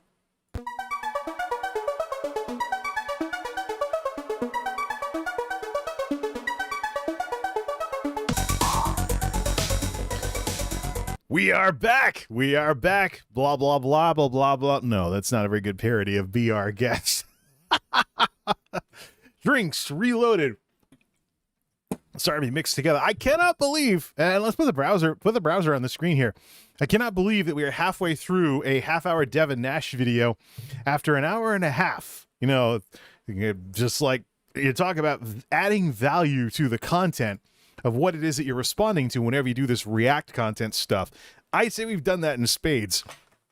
I'm just shuddering to think about how it's going to work when we're talking about an hour-long Devin video, which is one of the ones I want to respond to here. Well, let's get back to it. So we're talking about, for those of you just tuning in, either live or after the fact, we're talking about the truth behind Dr. Lupo's move to YouTube Live, responding to Devin's video from the end of August. Plenty of Devin's videos have been something that I've been keeping an eye on and whatnot. And let's stop breaking up the discussion here. Let's get back to the video or we're never going to finish. YouTube.com/Devin Nash. I think that works. Sub, ring the bell over on his channel. Otherwise, stay tuned till the end screen for the video that I'm responding to. as well as links to sub to both of us. Let's continue in debate mode here. Watch, we'll get a mid-roll in like 2 minutes or something. That brings me to number 4, which is a point I'll say: live streaming as a secondary market. Here's where it gets funny. Here's where it gets really funny, because he's had arguments with Harris Heller about this. Harris is the guy that runs Stream Beats, also does some meta discussions from time to time. Harris has this thing where he talks about streaming as some kind of secondary thing for interacting with your fan base, not as a primary driver of what it is that you're doing. Although you are a streamer, eventually in the end, streaming is going to end up as secondary to something more evergreen. It's funny to see Devin suddenly agreeing with him on this, because they tend to have little friendly rivalries and whatnot. They'll even call each other crazy from time to time because of the stuff they say that differs from each other. But live streaming is a secondary market. This is hilarious, but this is one of the few ways in which we agree. Live streaming is going to be part of what you do. Eventually, calling yourself a streamer is going to limit you as a content creator. We continue. What do I mean by that? So I think this is the coolest point in this video. A lot of people think of live streaming right now as like when you go see your streamer, like that's the brand. Twitch, branding, the strength of Twitch's brand and its impact on how people view live streaming. That's the only reason these big streamers can be as big as they are without having to branch out into something else. They do because they know things will change. But Twitch marketing, very, very, very powerful and influential. That's the mountain for YouTube to get past with their technology and their general purpose nature of the platform. They're the streamer. You go watch them, you interact, they go offline. You go offline, so it is until their normal stream. Limitations of live streaming. If your content isn't live, it's dead. That's why hybrid streaming is more of a thing on YouTube. Design your streams to double as YouTube videos after the fact and use YouTube's robust cloud editors to make them into something. So for those of you that are watching after the fact, you just saw a very quick, like, musical cut. To hear the full song by Bobby Richards, check out the YouTube audio library. Check out the YouTube audio library. If it makes it into the music credits for this soon-to-be video, check it out there for a link to the track. But design everything up. Put on a show. Don't just roll a camera. That's the difference between videos and footage. It's funny how people talk about streaming and forget that the word footage or B-roll has ever been a thing. Starts again. But I don't think this is the modus operandi for the long term. I don't see live streaming anymore as a primary market. That is to say that there will anymore. Okay, maybe he's changed his mind. Is that an admission? Always be people that are live streamers first, but they will always have short lifespans. They will always run into these issues, and they will not be maximizing what their brand can do. Limitations of live streaming. But on the other side, if you do nothing but YouTube and you only make videos and you act like streaming never developed as anything significant, you wind up in the same boat. There's a couple of grumpy YouTube creators that don't stream. They don't like streaming. They only make videos and they wonder why their channels don't get views anymore. Because the technology has evolved to the point where all of the above is something very, very serious that should be taken serious these days. And I think the real smart people have identified that they need to move away from live streaming being their main component of things. Some people are just lazy and they just live stream huge hours because it's just super easy to click the OBS button. Yep. Lower barriers to entry to streaming. It's more of a skill development to get into videos, and Devin even mentions that. Just not here. And hit start stream and just sit there. But it's certainly harder than certainly easier than making a scripted video or diversifying your brand or building an Instagram page or things like that. So there's some holdover from the people on Twitch that were first to market. Inertia. And are able to maintain audiences because they just have those audiences. But as I mentioned before, when we were talking about the time investment, a lot of those broadcasters are now declining. And a lot of these new viewer hours that you're seeing come from Twitch and YouTube are coming from new content creators. Inertia. Inertia and critical mass. Momentum. Not talking about violence, speed, momentum with Dr. Disrespect or anything. But one of the things, too, is that if you're a big streamer right now, you have some logistical advantages over all the small streamers that could compete with you, such as being able to stream full time. I talk about this with how the value that people gain from live streaming is via the hours they watch and just being live with their parasocial friend and whatnot. Many streams are very successful based on that kind of stuff. But the problem is, if you're talking about stream grinding being what keeps you on top, even if it's not what gets you on top, you're talking about a world where streaming fundamentally will always be top down. The top streamers will always dominate over everybody else because they logistically can afford to do so. And it's going to be a big event if a streamer ever is forced to go back to part-time because they're just not making it full-time anymore. That's actually going to set them back further than losing the audience that made them have to go part-time again.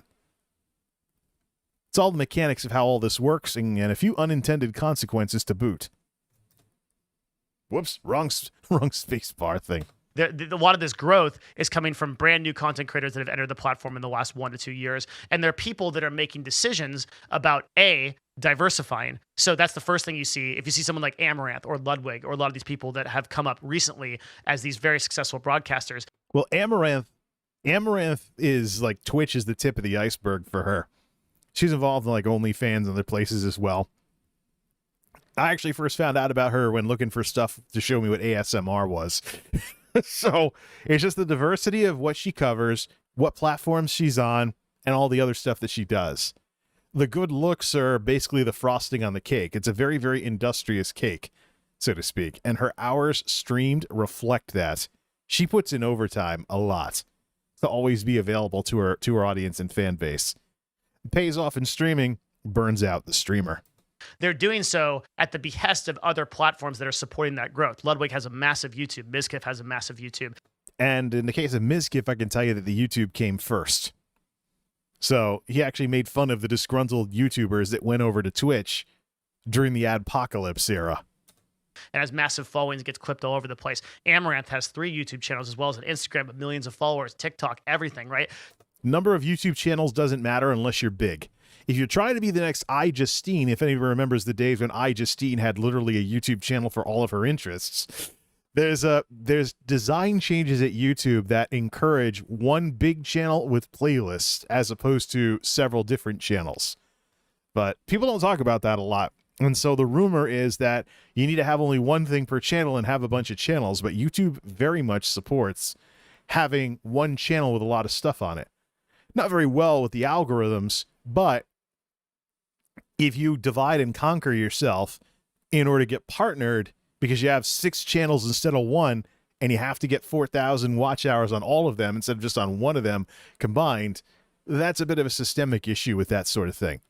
But yeah, it's not like you need 3 channels like Amaranth or anything in order to be good on YouTube. And don't forget, she's active on a lot of different platforms. So broadcasters are doing one of 2 things. They're either diversifying their own brand so that they can get other funnels that feed into their live stream, or they're doing things like Dr. Lupo where they're taking intelligent paid deals and then focusing more on pre-recorded content or focusing more on things that will get them a greater benefit for the time invested. Funnels. Here comes the business talk again, betraying his background there. And speaking for myself, I started thinking about this problem a lot, and it's one of the reasons why I've moved away from live streaming as a whole and as a medium. I've realized that one of them. He also isn't happy with the way Twitch does gambling streams and stuff like that. As a professional running an agency, my time is worth a certain dollar value. And if I produce a video like this, which takes me a couple hours to do, title, thumbnail, scripting, everything, and Devin Nash scripts his videos, it seems like he's just talking. Like, I have bullet points. Okay, get off my back. Okay.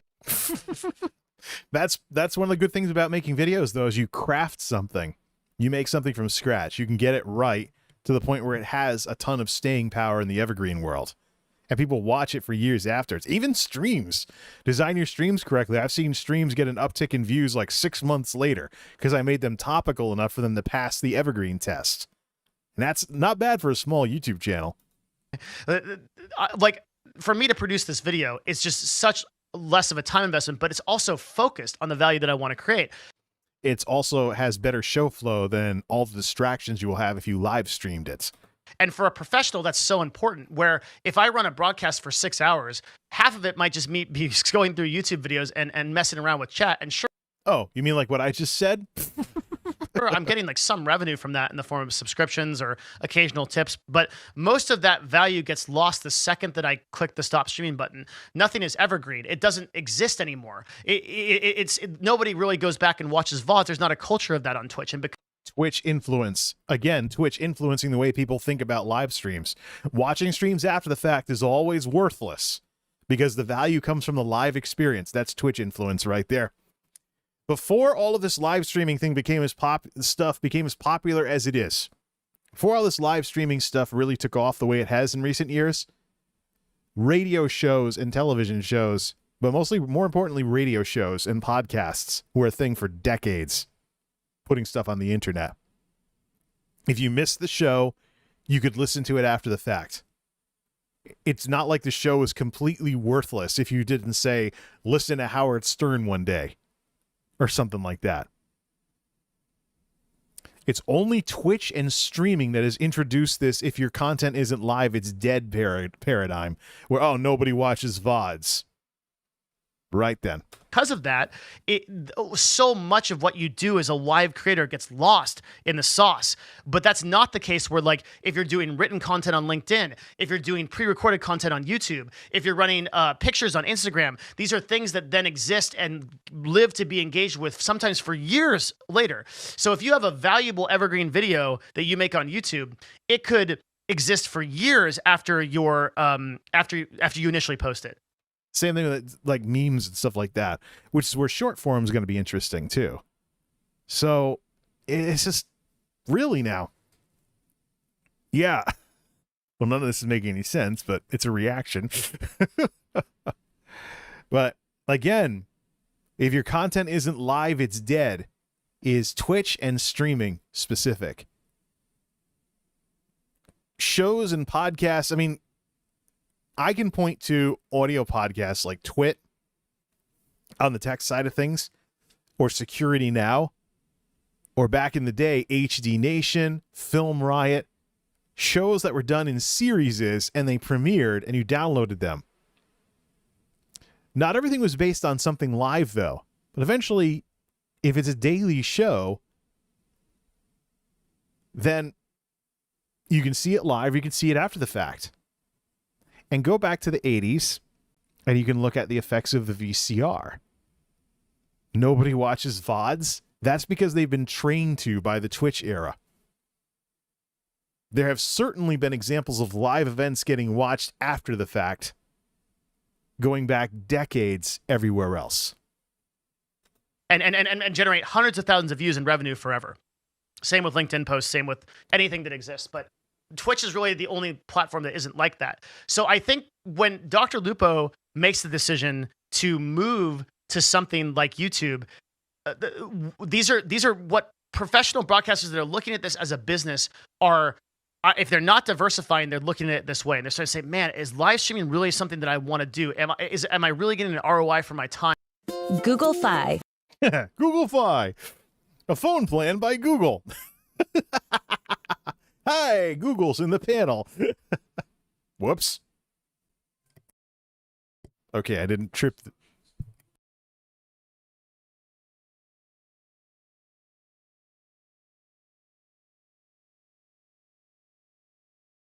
Shut up.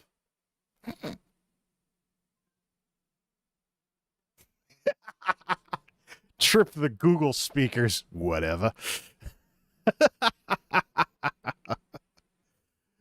Anyways, going back to what Devin was talking about here, that's the stream life crisis, parody of midlife crisis, and that's something you run into. It's the limitations of live streaming coming home to roost. But with what we've been talking about tonight, we also got to keep in mind the limitations not only of live streaming, but also what Twitch has done to the streaming scene with their brand. Their powerful branding and marketing, and how it affects how people think about live streaming. I don't know how long it's going to take for people to change their mind on live streaming specifically.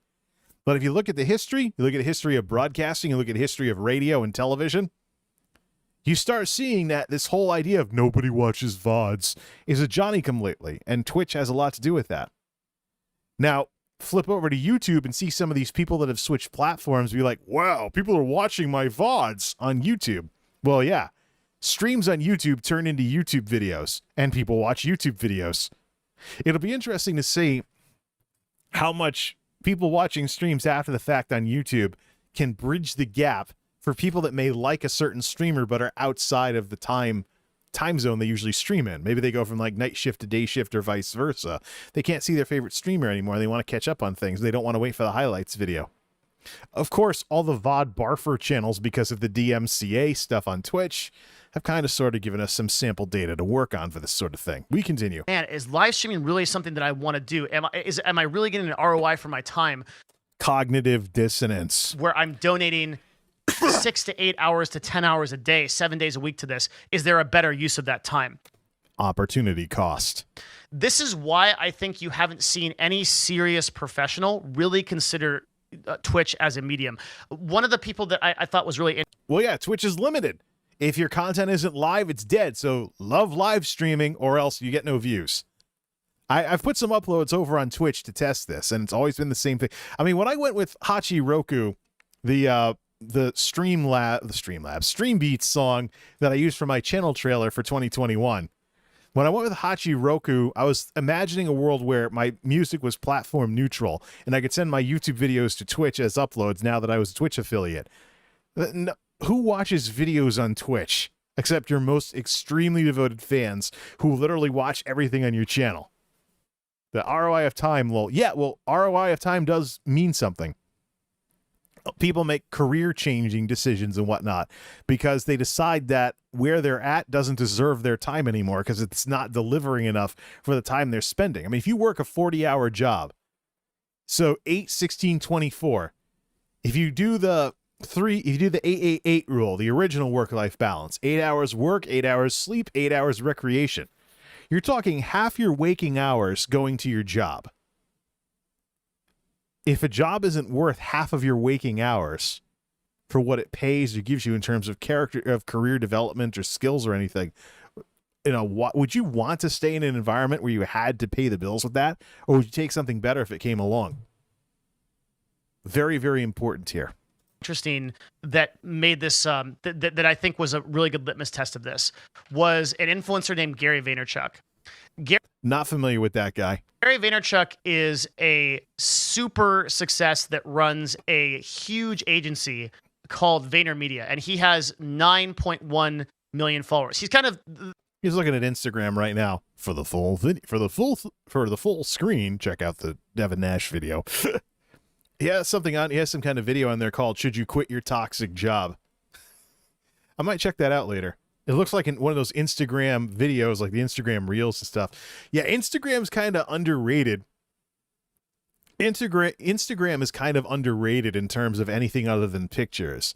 Kind of like how YouTube is, underrated in terms of anything other than on-demand videos. the content creator's dream to follow in terms of like how to do things. And he's a massive influencer.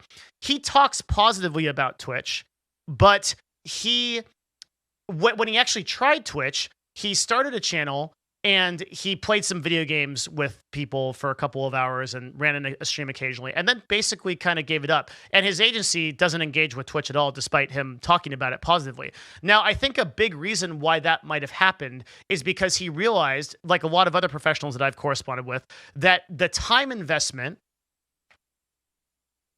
is too great for any professional to get a reasonable return on their investment. Now, this is pretty interesting, even if I'm not familiar with this guy. And this is something, Dan, you're right on this. I get it, but I always think of streaming as a hobby. One of the things Twitch needs to figure out if they want to be more competitive with YouTube and Facebook in the future that's coming here. What if somebody is already established somewhere else? Why should they give your platform a try? Why should somebody who's already established on YouTube try to become a Twitch affiliate and start over, essentially? Not even get transcoding because they're not a priority for it on Twitch's systems. See what I mean? People who are already established somewhere else, why should they start Twitch streaming? For many celebrities that are streaming, it took the pandemic and the lockdowns to get them to give Twitch a try. But that's the thing. I mean, streaming is part of what you do versus all you do because you have nothing else going on. That's going to be huge for Twitch's future or lack thereof, depending on how things go. Their investment in this case equaling time. So I see live streaming as evolving over time into a secondary market. I think it's going to become something that you use to supplement your existing brand, where you go directly and you use it as like I said, an event-based platform where historically it's done the best. The best live streaming has always been event-based, whether it be esports, which at one point accounted for 25% of Twitch before YouTube took a lot and made it like a lot more vague, or it's either event-based or it's like something going on that allows you to directly interact with your audience in a way that you cannot do over other platforms. Because that's the real strength of live streaming, is like talking back and forth with a live chat and giving that experience of being there. That is 100% Harris Heller. When did these two start seeing eye to eye on that? Weren't they arguing about that 6 months ago? The scope of live streaming? Or did I miss something somewhere along the line? That is 100% Alpha Gaming Harris Heller material. Streaming is just what brings your community together. It's not a way to drive forward and give people a reason to watch you in the first place. Is really the value here of like what live streaming is. And I think a lot of like that attitude, by the way, is a Twitch attitude. Streaming on YouTube to convert streams into videos, totally different. Well, let's not get into that again. A lot of people would use live streaming as a kind of scheduled event, like, hey, I'll be here at 6 o'clock for 3 hours if you want to do a Q&A, but less and less so as a medium for, or if you want to do like a pre-produced event, less and less so for a medium that is like, hey, I'm going to interact with everybody every day. So the chat stream scene on YouTube operates this way already. It's basically replaced vlogs, unless you want to do stuff offline for various technical reasons, like the weaknesses of live streaming. Don't want someone to like blast copyrighted music at you in their Jeep while you're trying to make a video and risk a strike on your channel, But the chat stream scene on YouTube already operates this way. And these are the streamers that don't get talked about in these game stream things because they're not streaming video games. But there are many YouTubers nowadays that make videos primarily, but will go live to chat with their audiences on like Saturday night or something like that. So it's not always the case that people like me actually want to produce something by streaming. But the chat stream scene on YouTube is exactly what Devin's talking about, and they slip under the radar, even though, as I pointed out long time ago at this point, if you stream yourself chatting, the successor to vlogging, the live successor to vlogging. If you stream yourself chatting, you are more in line with the original broadcast yourself slogan of YouTube than the original YouTube ecosystem. YouTube, broadcast yourself. When you do a chat stream, you are literally broadcasting yourself. Or any streaming on YouTube. But in the purest sense of yourself is the center of everything, a chat stream is exactly that. Very interesting to think about. I wonder how many chat streams Devin has watched. He watches a lot of Twitch, but there's a difference. There's a bit of a stylistic difference between YouTube chat streams and just chatting on Twitch. I know it sounds weird, but there's some differences because of the differences now the platforms work. It goes back to what we said earlier, where you'll watch a chat stream because you're introduced to the YouTuber first and you want to see them live, as opposed to, I want to watch streams. Oh, let's watch this person, the way Twitch operates. For 8 to 10 hours. I just don't think any professional could, and I define professional as like a person who is not spaghettiing, sitting there in their underwear playing video games 15 hours a day. Oh boy. You mean like some of your agency's clients? Come on, Devin. And just like has any thought to like building a long-term brand with a strategy or a business or a product or service or anything. You just got done talking about live, and what makes live streaming special as opposed to watching a video. You know, there are some people that just want to hang out over a friend's house virtually and watch and play video games. So the XQCs of the world and stuff like that. People are watching folks like that who are very one-dimensional and do the same thing over and over again because they like seeing it over and over again. Like, hey, my friend, sort of, how's your day going? The IRL streamers are in the same boat. They're not doing anything fancy or special or produced for that matter. They're just rolling cameras while they go to theme parks or restaurants or, you know, let's not even get into the whole e-girl scene with like the virtual girlfriend experience on Twitch in the just chatting category most of the time. But that's the problem with extemporaneous speaking, like what Devin's doing, and I screw up things too. You don't notice some screw ups you make until you watch yourself after the fact and face palm. They're not going to use Twitch as a marketing methodology or a medium in the same way that they would use YouTube or Facebook advertising or really anything, because the time commitment just is never going to pay it back. And I think Lupo's thinking in that direction. I think a lot of people are thinking that direction if they're not thinking about diversifying. Everybody should diversify. First of all, competition is better for consumers. Second, the platforms all have their strengths and weaknesses. Third, you don't know if they might change places in the hierarchy at some point. MySpace and Facebook, for example. So those two last points are the ones that I think are the real value of this video. I'm always kind of looking. I don't understand Devin's background, by the way, that he always has in his computer. It looks like some kind of night elf. Does he secretly play World of Warcraft and not tell anybody? For to produce some value. I don't make videos unless I really think that there's something here that is worth talking about. And I think topical content. That's just evergreen topical content is how everything shook out with videos. Vlogs were not so evergreen in the heydays of early vlogging on YouTube.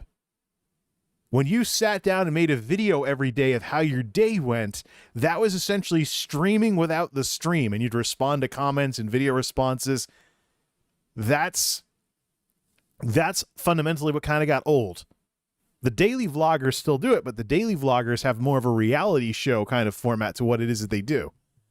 So you can still do that and have it be, more time sensitive and less evergreen. But by and large, it is kind of hammered out with what live brings to the streaming scene. With what live brings to the streaming scene, you want to live stream that stuff if you can. Videos will be disadvantaged at that kind of thing. And why would you want to edit and upload something that you can just click go live on and have a few scenes in OBS? It's just the way things have shaken out over the last couple of years. These 2 points here are really the ones worth talking about. The other one, too, that I think is kind of really golden is what is going to happen next. I guess I'll do a really quick talk about that, but I have to go. I'm kind of out of time. So he made a video about this kind of stuff, too. So we'll get to that at some point later on. There's a really interesting thing here about like how YouTube structures this strategy. And like if it's interesting that maybe Twitch has paid a lot of money initially for these content creators, and now maybe they can't offer the same paid deals. I'm really spitballing here and guessing. Well, nothing wrong with a little bit of speculation, but I can also speculate that business isn't as big. Amazon has different goals. Devin's even talked about how Amazon has different goals than Google. So, but I think that Lupo leaving Twitch is indicative of Twitch being less interested in creating, like Lupo is like a star content creator for Twitch. He's right along the lines of the culture. That's exactly who you want to keep. You want to keep those. You want to keep Pokimane. You want to keep brand ambassadors. I don't think Pokimane's going to stay on Twitch at all. I think she'll become a full-blown YouTuber doing YouTube streaming. So it's going to be very interesting whenever her contract comes up for renewal. She's talking about even getting out of online media entirely and just starting a company, which she's very, very, very business focused, despite looking like a girl next door on her streams. You can tell by some of the nuance and some of the mannerisms she brings when she's on camera. But she's getting a little older, so she's probably past that phase where she wants something more than just hitting go live. And it's perfectly natural to want to start with streaming and maybe try something different when your curiosities and your revenue will let you do so. But Pokimane should definitely be a lot bigger than just streams. And I think eventually she will be coming over to YouTube as well, because YouTube will be friendlier to the more omni-channel type stuff like that, where you can have it all in one place and then not have a stuffy exclusivity contract that keeps you from syndicating it somewhere else. It'll be the big streamers making this decision that eventually gets Twitch to cave on their exclusivity if it doesn't drive them out of business completely. People that represent the website in the way that you would want to see it. And Twitch wants that. That's why they donated $1 million to Dr. Lupo. They really, not even a year ago, right? They really thought that he was a cornerstone of their platform. So for him to leave and to cite it as a lucrative deal means that Twitch wasn't interested in fighting to keep him. I'm really interested to see who are the other broadcasters that applies to if YouTube decides to go aggressive here and capture some of the OGs. And will that have cultural implications on a lot of those people that sort of were the foundation of Twitch live streaming? If a lot of those people kind of come over to YouTube and start spreading that culture there, we start to solve some of the problems that YouTube has right now of it being a kind of just like mishmash of cultures and sort of a weird place. Like YouTube chat feels very different than Twitch chat. And one of the ways that Twitch is leading the market right now is through their through their community, just the way that people post emotes and things. Oh, you mean all those Pepe frogs? Monka W. So while he's doing this, this is the people and technology thing again. You know, he'll focus heavily on the people side of things. But you can bring over all the people on YouTube has the people. They just don't watch streams as much as they could. That's the thing. You also got to have the design and the UI, which you just got done saying, oh, yeah, you can make it better easily. Just a bunch of engineers on it. That's one of the weaknesses of extemporaneous speaking. When you forget something you said 5 minutes ago or whatever it was in the video 5 minutes ago, not necessarily on this stream. But anyways, enough of this. Enough of this dab thing and whatnot. But that's just... Where are we even going with this? And the last point I'd leave you with, and thank you if you've liked the video up to this point, absolutely please subscribe and support the channel. Or YouTube.com/Devin Nash. Or come to our Discord, like I said, discord.gg/Devin, and come hang out. I'm there all the time. We're talking about these issues. We're crunching this stuff. A lot of these scripts come from people that are talking in the Discord and bringing up a lot of really interesting points that I then look into and research and consider. So, so many of you have been fantastic in the comments. I've actually been reading the comment section of YouTube because it's just been so awesome to see you guys supporting this kind of thing. And I can't believe people actually care about this stuff. Like, well, yeah, I mean, you bring all the nerds to the yard. I've actually commented more on Devin Nash videos in the past couple of weeks than anybody else on YouTube. He's been hitting it out of the park on a lot of these topics where we have crossover and things along those lines. It's about time I started being something besides a keyboard warrior. But when it comes to, you know, YouTube and Twitch and stuff, with regards to live streaming and YouTube, back to what I said earlier, the technology needs to be there too, which means the UI and the site design. YouTube needs to be the omni platform that it's really trying to be here, because let's not forget Facebook. Facebook, if they fix their systemic issues, will become an omni platform and a force to be reckoned with. There's a couple of dumb things related to their past they just got to get over in order to get there. Otherwise, they already have the pieces. They just got to put them all together. You guys care about like macro statistics of like market stuff on YouTube and Twitch and social media and marketing and stuff. So super cool. Thanks for being here, right? I care about technology and how that impacts everything that you are talking about here. Because so many of these commentators don't, because they have backgrounds similar to Devin. They talk on the people side of things. They don't talk enough about the technology side. They don't talk enough about how your content didn't suck. It's just that the algorithms didn't pass it around. It's just that something glitched and nobody got any views that day. There's not enough talk about the tech side of this. And that's one of the reasons why I entered this space in terms of the multimedia meta. Because number one, I've been around this stuff for years. Number two, I think about this stuff just about every day. Number three, I noticed the lack of discussion about technology other than product reviews or something on many of these channels. And so when you start thinking about things like AI and machine learning and computers and things like that, there's a lot of really nice crossover to give yourself some concentrated coolness within this space. And that's what I'm here for, to be the part two of the story for many of the things that these people keep on the interpersonal side for far too long, even if it's incredibly niche, cerebral stuff that not a lot of people are going to watch on my channel. It's one of those things where somebody has to say something, so you might as well say it. The last point I'll leave you with is like, although we've seen a decline in the concurrent viewership on YouTube in terms of live streaming, something I'm going to be talking about in the future of live streaming video I'll be producing in a few days. Another mid-roll.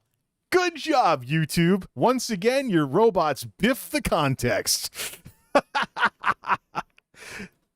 It is really interesting to consider what would happen if YouTube makes kind of And interrupted mid-sentence. Visualization Tools 3D Floor Planner. By default, mid-rolls will be placed to balance the viewer experience with creator revenue. Whatever. I hope that's the last one, but this is YouTube. Anything can happen. in the future of live streaming. Why not run an ad blocker and rip off the guy that I'm doing a React stuff to? He doesn't like doing that stuff either. So be nice about it. Why not go YouTube Premium? That brings in less revenue to the people you watch in the long run. I can show you the numbers on that one. What the? Oh, I just made the menu disappear. Hold on. Let's bump that back up. Can I just hit M to bring that back? It's, Firefox. That just muted it. Was it N? No. Okay, let's let it play. I think we're okay. Video I'll be producing in a few days. It is really interesting to consider what would happen if YouTube makes kind of an aggressive pull again for some of these sort of core OG broadcasters.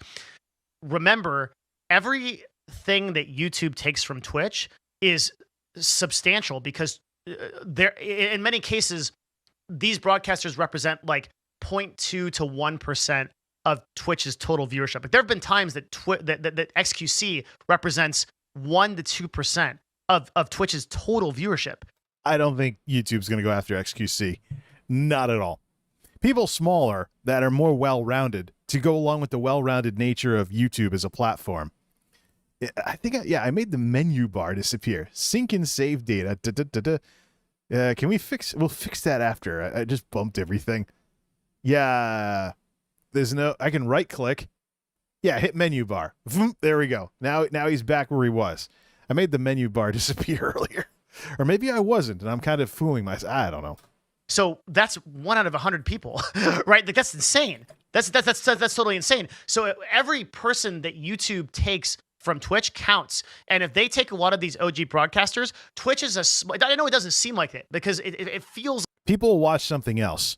And this is weird because Devin actually talks about this, the idea of every platform having its endemic audience, its internal audience. There are people here on YouTube that will not watch Twitch because they don't like Twitch. There are people on Twitch who will not watch YouTube because they don't like YouTube. I've met them both.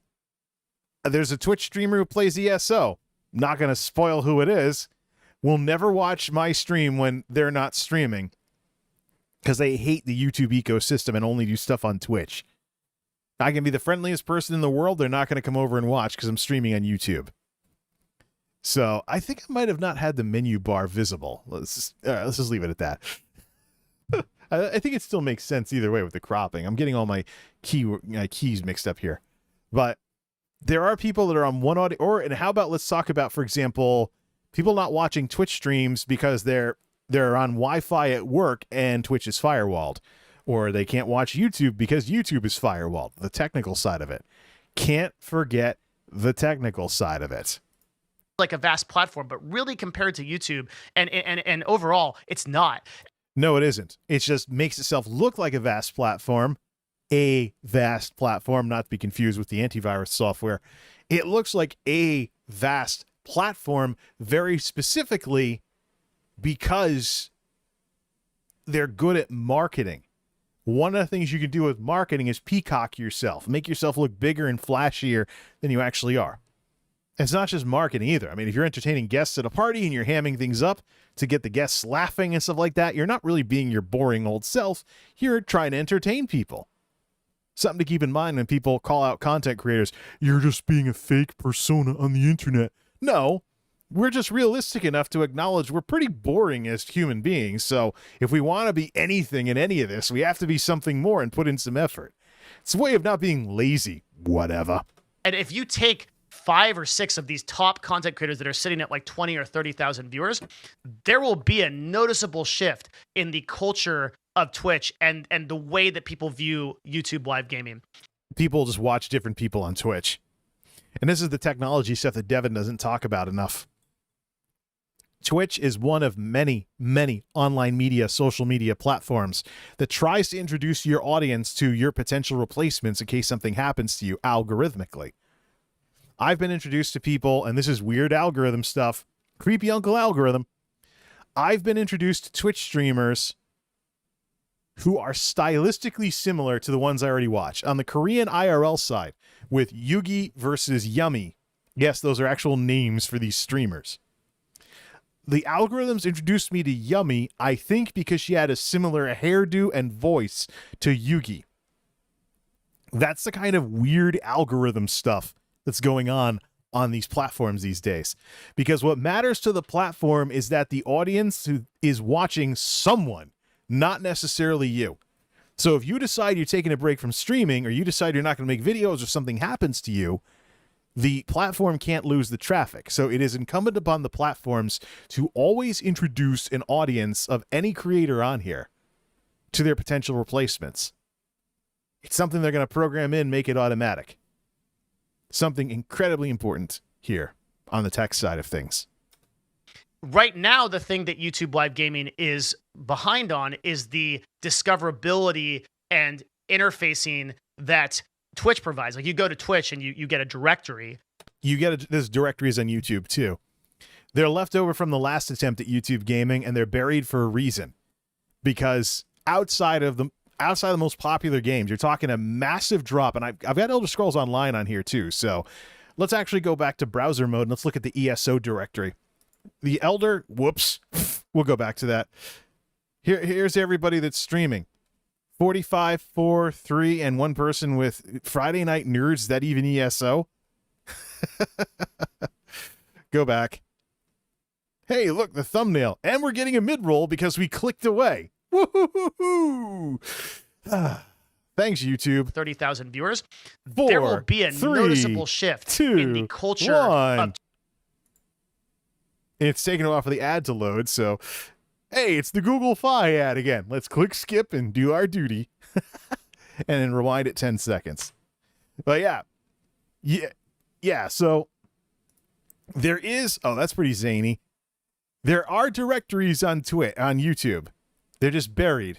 Because for all but the most popular of games, they're going to make YouTube gaming look like it's barely anything. And who does the digging to go to like the ESO directory and whatnot to watch streamers directly? Again, difference between YouTube and Twitch. One, Twitch is you want to watch a streamer and you find a streamer to watch. With YouTube, you're probably watching the YouTuber first before you decide you want to see him live. Unless they're a popular streamer like Dr. Lupo. It's just a difference in the way people operate as a result of the UI on these various platforms. We continue. And if you take 5 or 6 of these top content creators that are sitting at like 20 or 30,000 viewers, there will be a noticeable shift in the culture. Oh, we're past this. So the auto resume thing is kind of a little, well, yeah, I kind of guessed wrong. Of Twitch and the way that people view YouTube live gaming. Right now, the thing that YouTube live gaming is behind on is the discoverability we're catching and up. interfacing that Twitch provides. Like, you go to Twitch and you get a directory. It's funny because Devin contradicts himself. He talks about how directories aren't the best way to do things because they emphasize the biggest creators and bury everybody else. Algorithms are really the way to kind of break that up. They just have to be working right. So yeah, YouTube does have directories. They're just buried, and for most popular games, they don't look anywhere near as impressive as Twitch because YouTube as a game streaming platform is far smaller. It just shows how Twitch has found one thing that works, and it works really, really well. They're just running it into the ground. Major difference here. And it shows up in the numbers. Of people, and you can just go find a person based on total viewership or based on what you want to find. Like, if we look here, we can look and sort by total viewers or by what's going on. Yeah, and YouTube has those directories too. They're just buried for a reason. YouTube does this a bit differently by using an algorithm that would suggest to you the best kind of live stream that you would want to find. And Twitch uses algorithms too. You see how this works? You see how this works, folks? I think I might have had him cropped a little higher because I keep getting the, watching picture in picture. You see how this works, though, folks? Each platform is going after what they're not as good at. So Twitch has established directory, but they're not good with algorithms. They're working on algorithms. YouTube has established algorithms. Their directory is rubbish. Each one's kind of approaching each other in that respect. A lot of people compare or complain, I should say, about like YouTube having a very bad UI. I would agree that they should have a directory page that's similar to Twitch. They do. And there's reasons why you can't easily find it. But their angle is more to point people in the direction that their algorithm says of the content they would like. All right. Give me a link this time. We'll put it in a tab. Let me just pause Zoom there for a second. YouTube.com in a different browser. Hope nothing autoplays. Mute site. YouTube.com, a different browser. I'm not even signed in Chrome. Grand Theft Auto 5. I'm going to search. I get videos as result number 1, but I want to go to the stream directory page. And I click off to the side. There are GTA RPers with 1,000 or 2,000 concurrents, but once you're past the big names, 146, 77, 60, and 47, if I look at the live tab, how many people are streaming? I don't need to put this on stream here because it's just a couple of scrolls, and now suddenly YouTube pulls a bait and switch, and you start seeing videos take over when they run out of live streams. When do they run out of live streams? Oh, no. I only want to see live. 1, 2, 3, 4, 5, 6. 6 live streams. 7, 8, okay. 5, 10, 15, 20, 25. Okay, now it's looking after several clicks, but you see the concurrence drop down to single digit very, very, very, very quickly. Very quickly here. So visit YouTube, look for Grand Theft Auto 5, look in the live directory to see what I'm seeing here. But you get down to like small concurrent. Now, there's a lot of people playing GTA 5, but GTA is probably the only game that I've seen so far that looks like a Twitch directory because it is so popular because of all the role-playing that's going on. But for the most part, if you're not playing a super popular game, it's going to look like YouTube barely has a streaming presence, like ESO. So I bet Final Fantasy XIV has more streamers, but we'll look at that afterwards. Whereas with Twitch, the way that you find stream is basically based on mob mentality. If a ton of people like it, it rises to the top, more people are watching, and so it goes. YouTube, I think, is trying to build a bit more of a sophisticated system, but this leads to a lot of people complaining about the UI and saying, hey, I don't like it because I can't find a directory of top viewership. But that may not be what YouTube is after. And again, it's so much easier to build a UI or to build that out in a very short amount of time than it is to acquire users. So they're not. Ryan actually talks about this on Twitter, and he acknowledges, and Devin acknowledges this in a later video, so we're kind of playing a little hindsight is 2020 here. The directory system tends to make, the biggest streamers always dominate, unless it's more algorithmic. Twitch has that, but you have to select it from a menu. YouTube was showing me different, after we got past the biggest streamers who were always like in the one or two slots, when we got down to like the 2 or 3 digit concurrence, it was mixed up a lot more. It wasn't viewers high to low. I don't even think I could select that. I got to look at that after the fact. We'll look at that in the GTA directory later and maybe come back to a stream about that later. I'm really interested, and I think something that you might want to talk about, like, do you think that would be a really big deal if YouTube acquires 4 or 5 more influencers? What happens, and like, what are the implications of Twitch? Like YouTube could really push those numbers up, and maybe they have more incentive to do so because their concurrent viewers went down in the first 2 quarters, a fact that we're going to talk about in a future video. So if their average CCVs are going down and Twitch is just kind of like getting up there, maybe quarter 3 and quarter 4 are informed by a more aggressive marketing strategy. You're going to see these numbers shoot up as they acquire like 5 to 6 to 7 influencers. If Twitch is not willing to fight on those budgets and you want to go up against Google, right? Like, Amazon's not going to put forward that money to fight. Like we mentioned a long time ago. Hey, by the way, it'll take until Q4 for those numbers to show up on the Streamlabs Stream Hatchet quarterlies. Twitch is barely a profitable business.